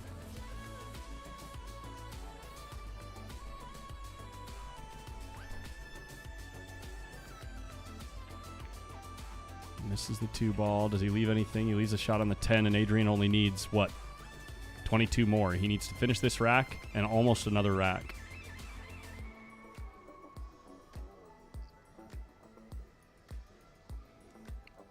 It's not going to be super easy. You probably want to protect the 3 ball for a break ball. So it would be ideal if you could get around the 4 and 15 and use one of those as a break shot to move the balls away from the 3. And that's what he does. He can cut this 15 right now. Move the balls open. He's got insurance in the 2 ball, right? So the 2 ball sitting up at the other end of the table means he's probably going to have a shot after this. Perfect.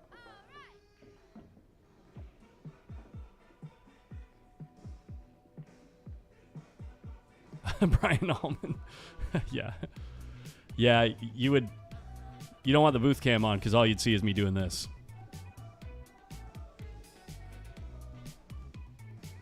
Finger dancing.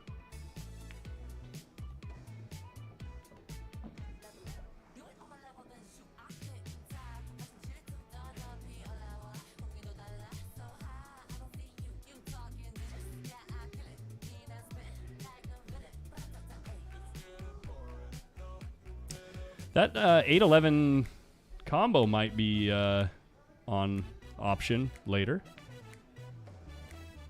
He's done it all the way down to the 9 ball. That's a good shot. Let me see here. Yeah, the 8-11 goes, so once he clears the 4 ball, he can take care of that way. Savannah just won. Meets Jordan Helfrey next. We'll check after this rack to see if we can see Landon score. Oh my gosh, he almost missed that ball. Oh, duh, you don't even need to shoot the combo because the 8 clearly goes in the other corner. Sometimes it's so easy to get tunnel vision on one option, you know what I mean? Even from the booth.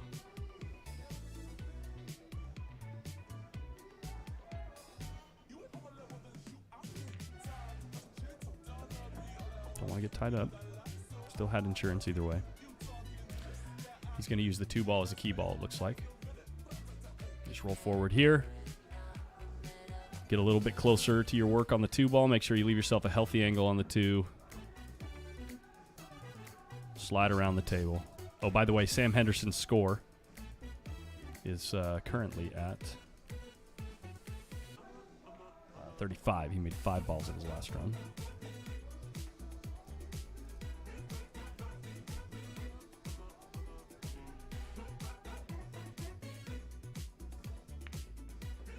Puts Adrian at, so if that was 5, it's 10 more. Should be 60. But Adrian made a couple in this rack too earlier, I think. Should be like 60. It's either 60 or 61. 61.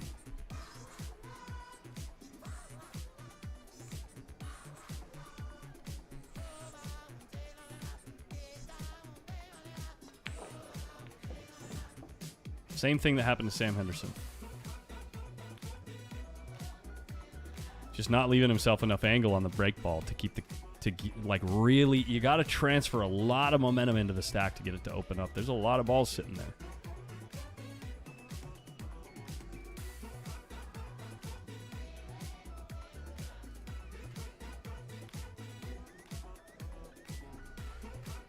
So I'm just going to mark him at 62 because he's obviously not going to be running more balls here. He's going to be playing safe. Score confirmed. Boom, 62-35.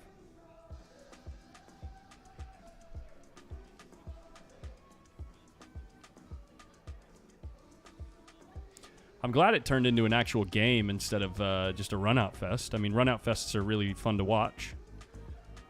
But when you're playing a game with an opponent, it's interesting to see, pardon me, the more subtle parts of the game.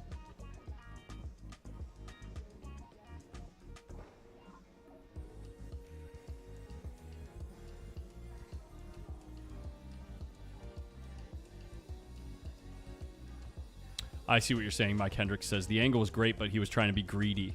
Should have clipped the edge of the stack instead of going stiff into the middle. That makes sense, yeah.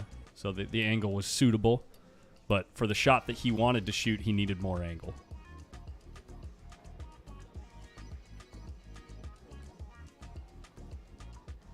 He's got a dead one.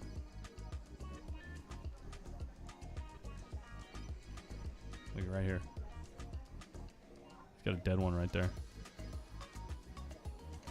Absolute dead ball.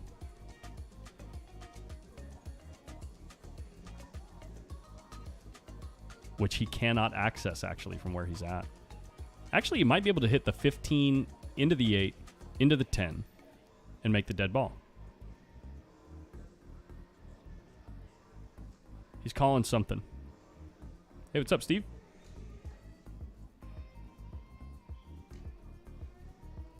Let's see who he's talking to. Oh, he's not talking to anybody. He's just looking. He's doing something with the 9. He's calling the 9 all the way down. Wow.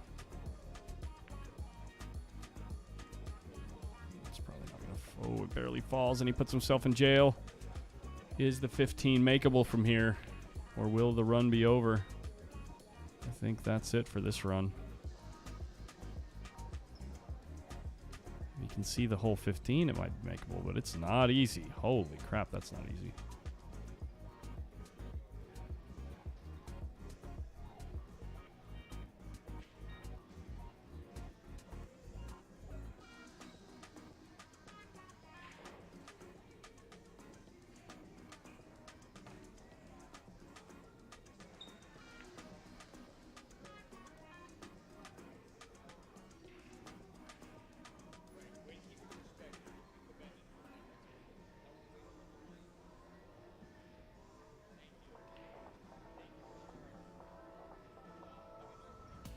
Probably stuffing him on this 15 ball.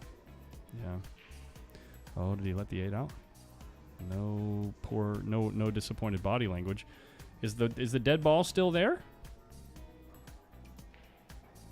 Or is it pointed too low now? I think it's pointed too low now, especially from where the cue ball's sitting.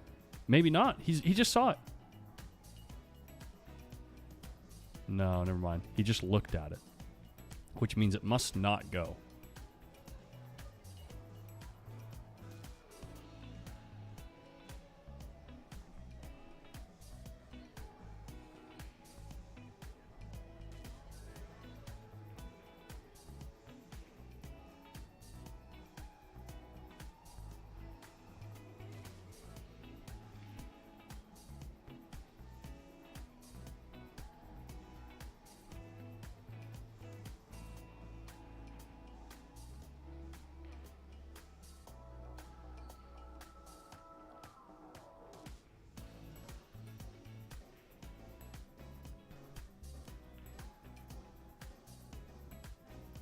Looking for a nice safe spot on the table. He's going to probably thin off the right side of the 15 ball.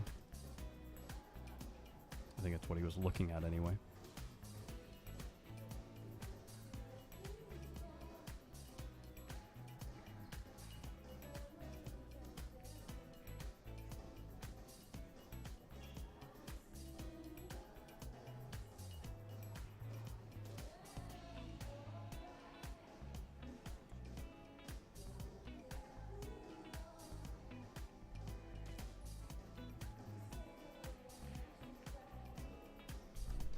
Tough spot when you don't play the game often. It's tough to decide what you need to do, huh?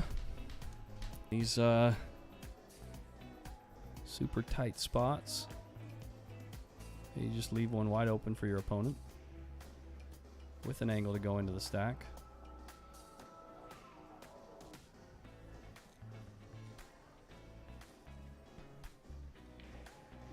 I mean, it's no hanger, but it's something.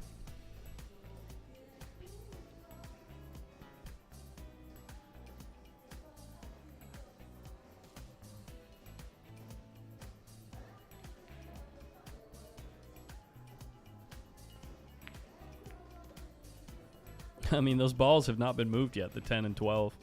I wonder if they're dead. Maybe from this angle they might go. He's scratching his head. He's going to be super stretched out. I swear, this is throwable from here. That's throwable. Has to be. If the balls are close to frozen, or even, you know, even if there's like a 1/4 inch between them, I think you could throw that.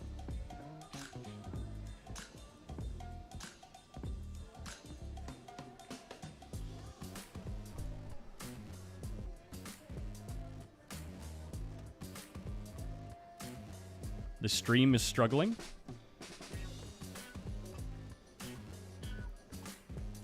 Oh yeah, just dropped some frames.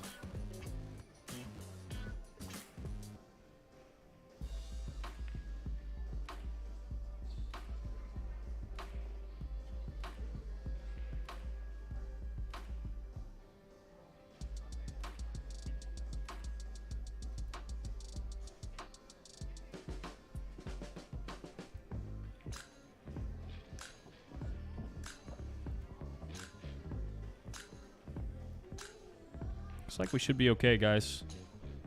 Got a good upload rate at this point.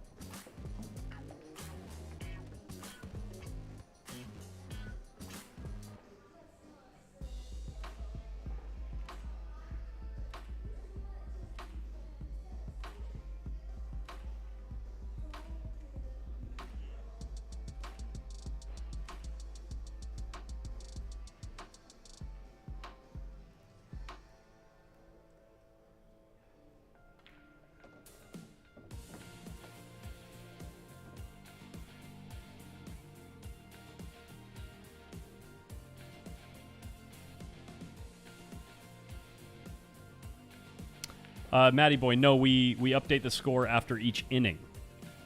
It's pretty typical in straight pool. So you update the score at the end of each rack or after the inning is over. Because you can do it based on how many balls have been pocketed on that rack or that inning.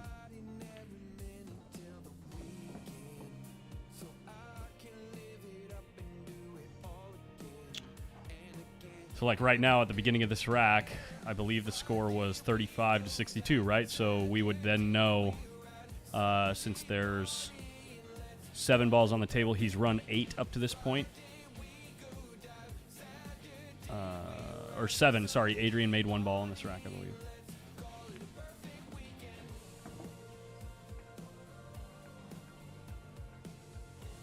Actually, I just panned over to their score. I think they're actually off by 1. But at any rate,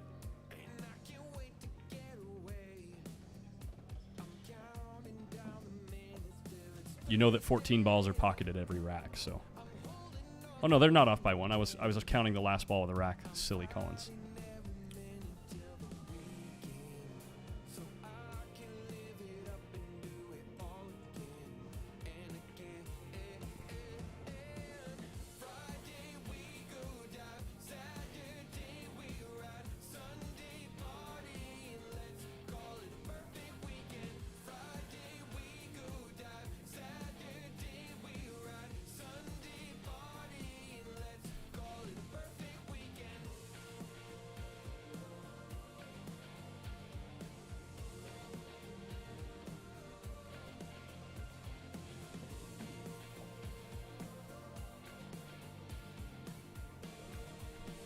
Yeah, Kansai Dan. That's what I thought. I thought it was really close, but obviously not. I mean, I'm sure Adrian looked at it twice, so he didn't like it. Got a nice angle here, Sam, to go 2 rails around this ball. You don't want to float up above the ball because then you're not going to end up with a nice angle. So the normal shot here is to follow 2 rails with inside. And from this angle, the cue ball should be ideally like right about here-ish. Yeah, right around there. So that would put Sam, I believe, unless we moved Adrian from 61 to 62 at the beginning of this rack, it should put Sam either at 40. 49 or 48. They have 48, so that's what we'll put. How many racks in are we then? That's probably the 6th or 7th rack. So 7 times 14.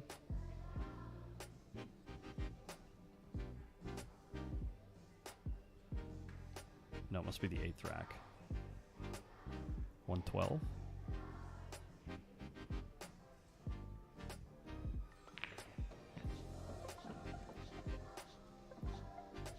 Yeah, they're 2 balls off. I think.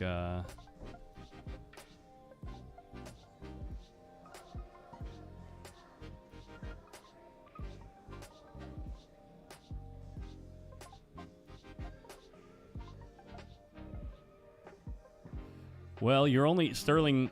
You're only far ahead if you're the one at the table and running balls in straight pool, especially against a player that's a 700 Fargo. I mean, he's certainly capable of running, 3 racks, and that's all it really takes from this point. Oh, he fouled. That's right. He fouled -1. Yeah, thank you. So they're off by 1 ball. Thank you, Casey Looper. That's right. And Neil Drews.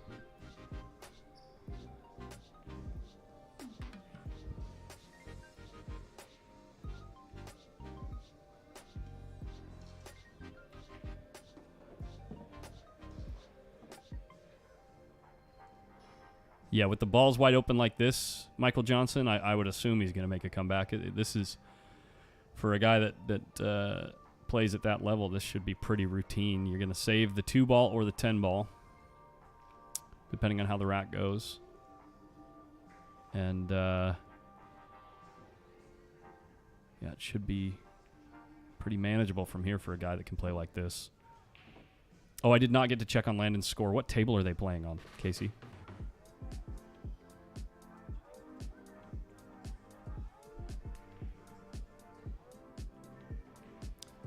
By the way, after this match, I am going to reboot the stream. We're rebooting the stream every 6 hours. It's much better for post production when I put matches back up after the fact. So.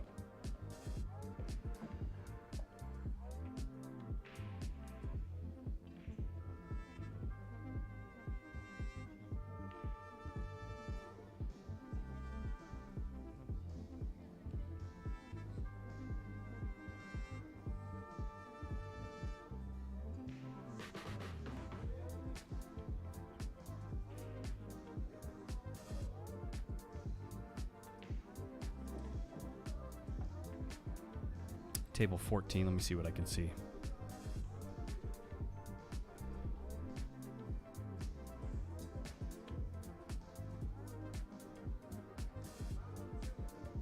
It looks like that match is...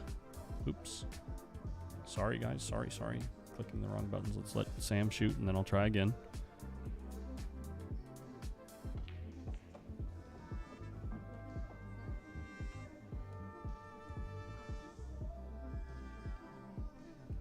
Looks like that match is over. 74-17. I would imagine, unless he was playing somebody that's likely to win the tournament, I would imagine that Landon won that match, 74-17 or 75. Bear Chelsea, we're playing a game called 14-1 straight pool. The way that this game works is all balls are racked like normal. The initial shot is a safety shot.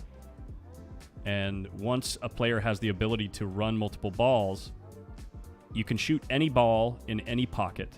Each ball is worth 1 point. And you run the balls out until there's 1 ball left on the table. Hence 14-1, meaning you run the 14 balls, then there's 1 left. When there's 1 left on the table, you take the 14 other balls back out, rack them without the head ball of the rack. There's no head ball in the rack when you re-rack them. And then in order to continue your run, you must pocket the remaining ball and disturb the rack at the same shot. And Sam Henderson and Adrian Prasad are doing a fantastic job of showing us how to do that, actually. So Bear Chelsea, in this particular rack, see what he's checking right there? He was looking to see the angle from roughly this position right up here because he wants to use this 2 ball as his last ball, meaning once these other 4 balls are gone, he wants to get positioned somewhere over here so that he can pocket this ball right here and then run the cue ball into the side of the stack right here, opening the balls up and giving him another shot to continue the run. Do you always like the break shot from the side, or is it sometimes good to have them down on the rail like that? Well, this is Shane Tyree, folks, by the way. Welcome to the closet or the booth, if Thank you will. you. Thank you. Yeah, glad to have you. Yeah. I think the general consensus in the game is, and for the vast majority of the game's existence, is the side ball break is the best. And Okay. you can use a break shot from below the rack, like down here. You can use a break shot from anywhere on the table if you can get it to work. But the most optimal are said to be this side ball right here, under the stack right here, and then actually one in the side pocket as well. If you can get like a ball out here into the side pocket with a healthy angle like from here. Okay. And you can slide off that ball into the So head of the he was rack. absolutely planning to have that too as the break ball. Correct, yeah. Yeah, so, and the reason being, Shane, is because typically when you come off the stack from these break shots, actually, I'll show you, when he racks the balls, I'll show you what I mean. Yeah. It's easier to So see when all the balls are While up he's making this shot, I'll give you a little piece of trivia. Okay. I'm one of the few people that have got to watch John Schmidt's high run and Jason Shaw's high run. Okay. But I won't go into detail about Jason Shaw run because when I do, sometimes I've been told I'm the most hated person in the industry. Okay, yeah, I get it. I know that there's some controversy there. Jason Shaw and I had a good laugh at the last Hall of Fame banquet. Yeah. In fact, I got a picture of Jason Shaw in Puerto Rico, and I asked him to tell me I was number 1. And so he very graciously took the picture for me. I have a booth cam. Do you want to show him? Yeah, so Jason Shaw told me I was number 1. And what I'm going to do is I'm going to get that picture framed, and I'm going to have Jason sign it, and I'm going to have Jason say, I said it was 7:14. All right, nobody screenshot that. Hey, the thing I wanted to say, though, is you see how when you're coming into the stack this way, it's much more likely that the cue ball will come off of the balls in a place that has open real estate. Right? Yeah. And then you're more likely to have a shot afterwards, where when you're going into the bottom of the balls, it's really likely that the cue ball could like skip off the rack and come down here, or like stay in the rack or something like that. So now, most of the time you won't, but it just happens more often from the bottom of the rack because there's less real estate down there. Okay. Yeah. Now, side note, I do have a quick question. Because I was told there's supposed to be a medal ceremony at 4. Was that the 10-year-olds? Or do you know what's going on? We already did the one for the 8-ball boys. Okay, so the only one that would be left, I think, would be the 10-year-olds. Okay. Yeah. So fill me in on those details. Yeah. Sam Diep did the ceremony with Molina Mike. Who was first, second, and third? Oh, first, second, and third. Joey Tate ended up taking it down, taking first place. Great. Played fantastic in the final set. Yeah. Rylan Yoder ended up taking second place. Played unbelievable, beating in a row. So he beats Landon Hollingsworth, Adrian Prasad, and then Payne McBride to get to the finals. Killer's row. Yeah, exactly. Yeah, right. And then gets to the finals, and then Joey Tate just went on autopilot. And okay. And Rylan did make only a couple mistakes in the finals, but and then obviously Payne McBride was third place since I already mentioned his name. So Joey Tate got the champion. Oh, so just for the audience to know, with that championship in the 8-ball. Joey now gets an automatic allocation to go play in the Men's World Championship in Austria, and the BEF will pay his entry fee.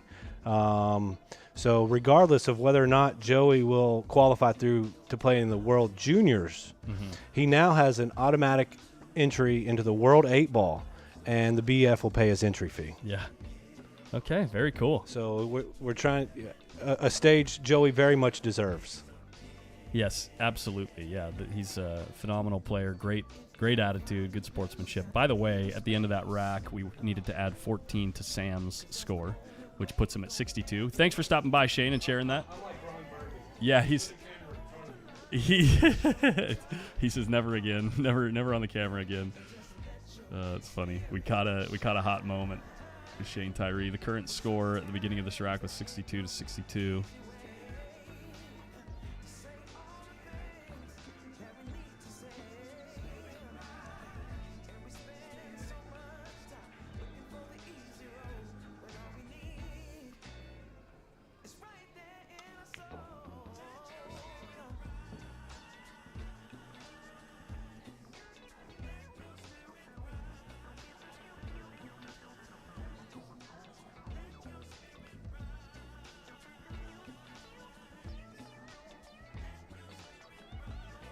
Luke Walker, you're funny. Sorry, I'm just catching up on the chat right now to make sure I didn't miss anything. Sam Henderson's doing some really good work here. If he gets out here, I believe that's enough to finish.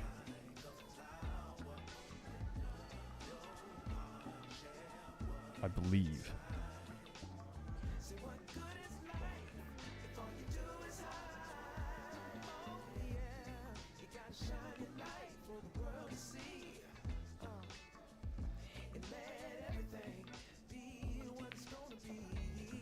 It was tied up at the beginning of this rack.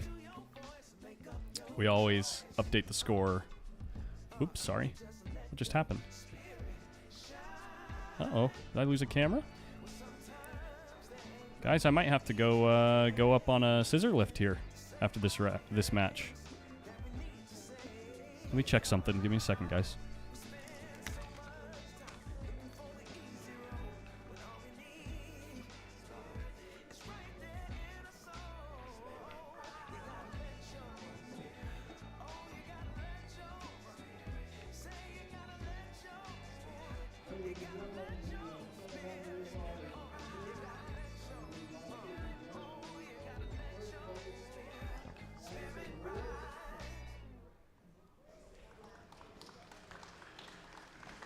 Oh, they're currently doing the award ceremony for the 10-year-olds. Let me see if I can get some of that on camera.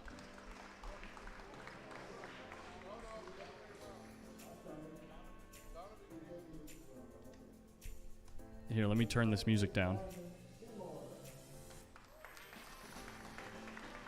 Oh, dang, we can't get the can't get both things captured at once here.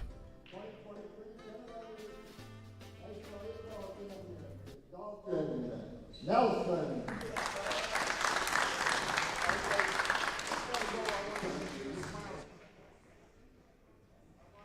Very nice.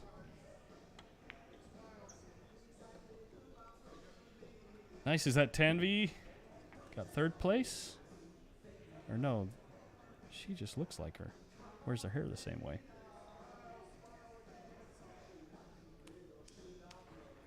Very cool. Very cool. All right. Back in action on the feature table. Sam Henderson's trying to finish the deed. I think he needs like 2 or 3 more in order to win.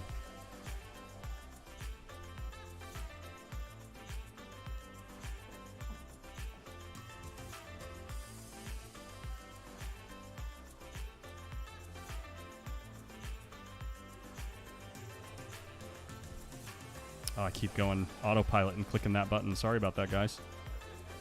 We'll just leave you here. See if he can finish this up. Looks like Sam Henderson's going to move forward.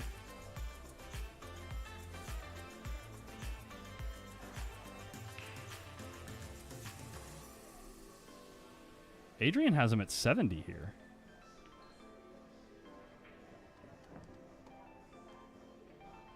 Adrian has him at 71, which...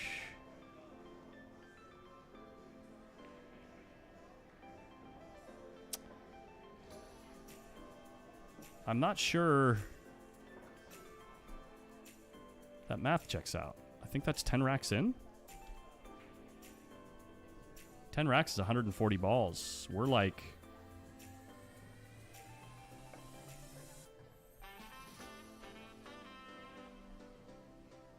We're 7 balls shy. Oh, okay. Yeah. Okay, he just shook his hand. He was purposefully trolling him. He was just playing games with his friend, Sam. Okay. I'm going to go see if I can get a scissor lift over there and get my camera fixed, guys. I'm going to put you on... let me know which match you want to watch over here. What do we got? Let me see it in the chat. Let's go here. Let's let you guys watch Brent Worth here versus... forget this young man's name. And get rid of the scoreboard. Get it out of your way.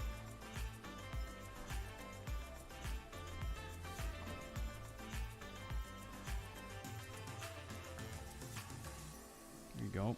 On 16. Okay, this is on table 16 if you want to look up the... actually, I'll zoom out so you can see the score counting up on the side just like this. And I've got to go get up on a scissor lift. See if I can fix that camera up there. I'll be back. Aiden Wagner.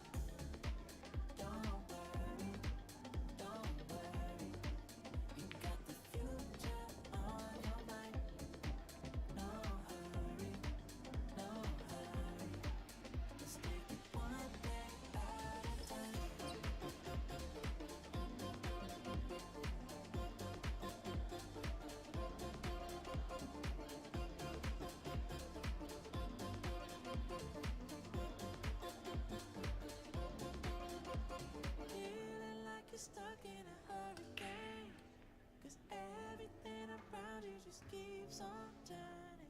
I can see you searching for an escape. The fire in your heart, it just keeps on burning. Keeps on, it just keeps on burning. Keeps on, it just keeps on burning. Keeps on, it just keeps on burning. Fire in your heart, it just keeps on.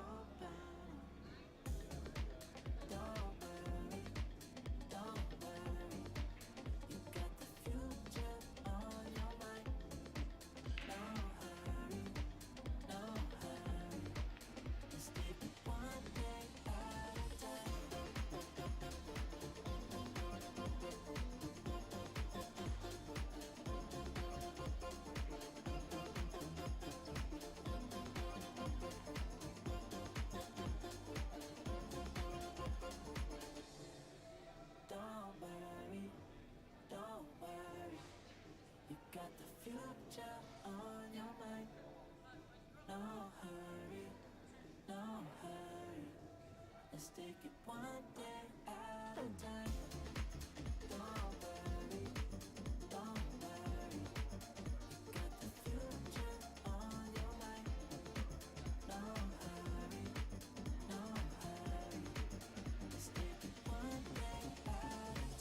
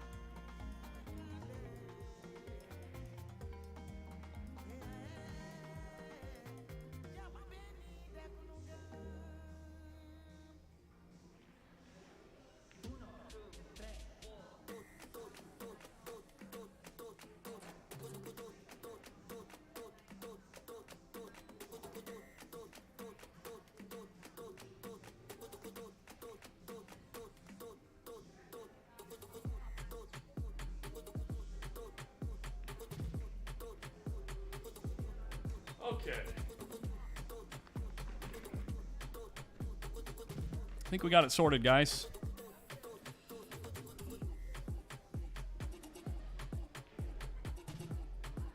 Looking good. Cool.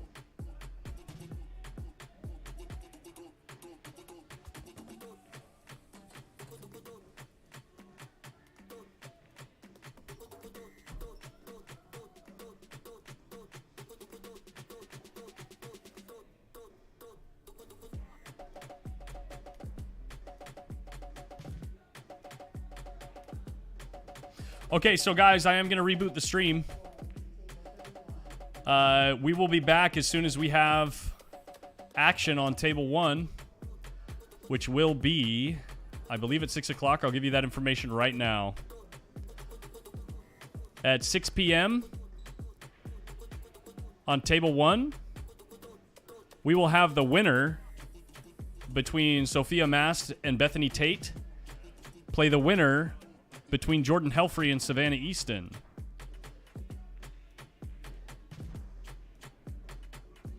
Oh, no, we might have a 4:30 match, actually. Let me see where our 4:30 match is. Sorry, I was looking at the wrong bracket. If we look at boys, 14-1. Joey Tate and Payne McBride. Rematch in 14-1. So, yeah, I'm gonna end the stream. And at 4:30, which is in about 5 minutes, we'll be back for that match. Okay, guys? I will see you soon. Look at them. They're getting ready right now. They are getting ready right now. Okay, I'll see you guys soon.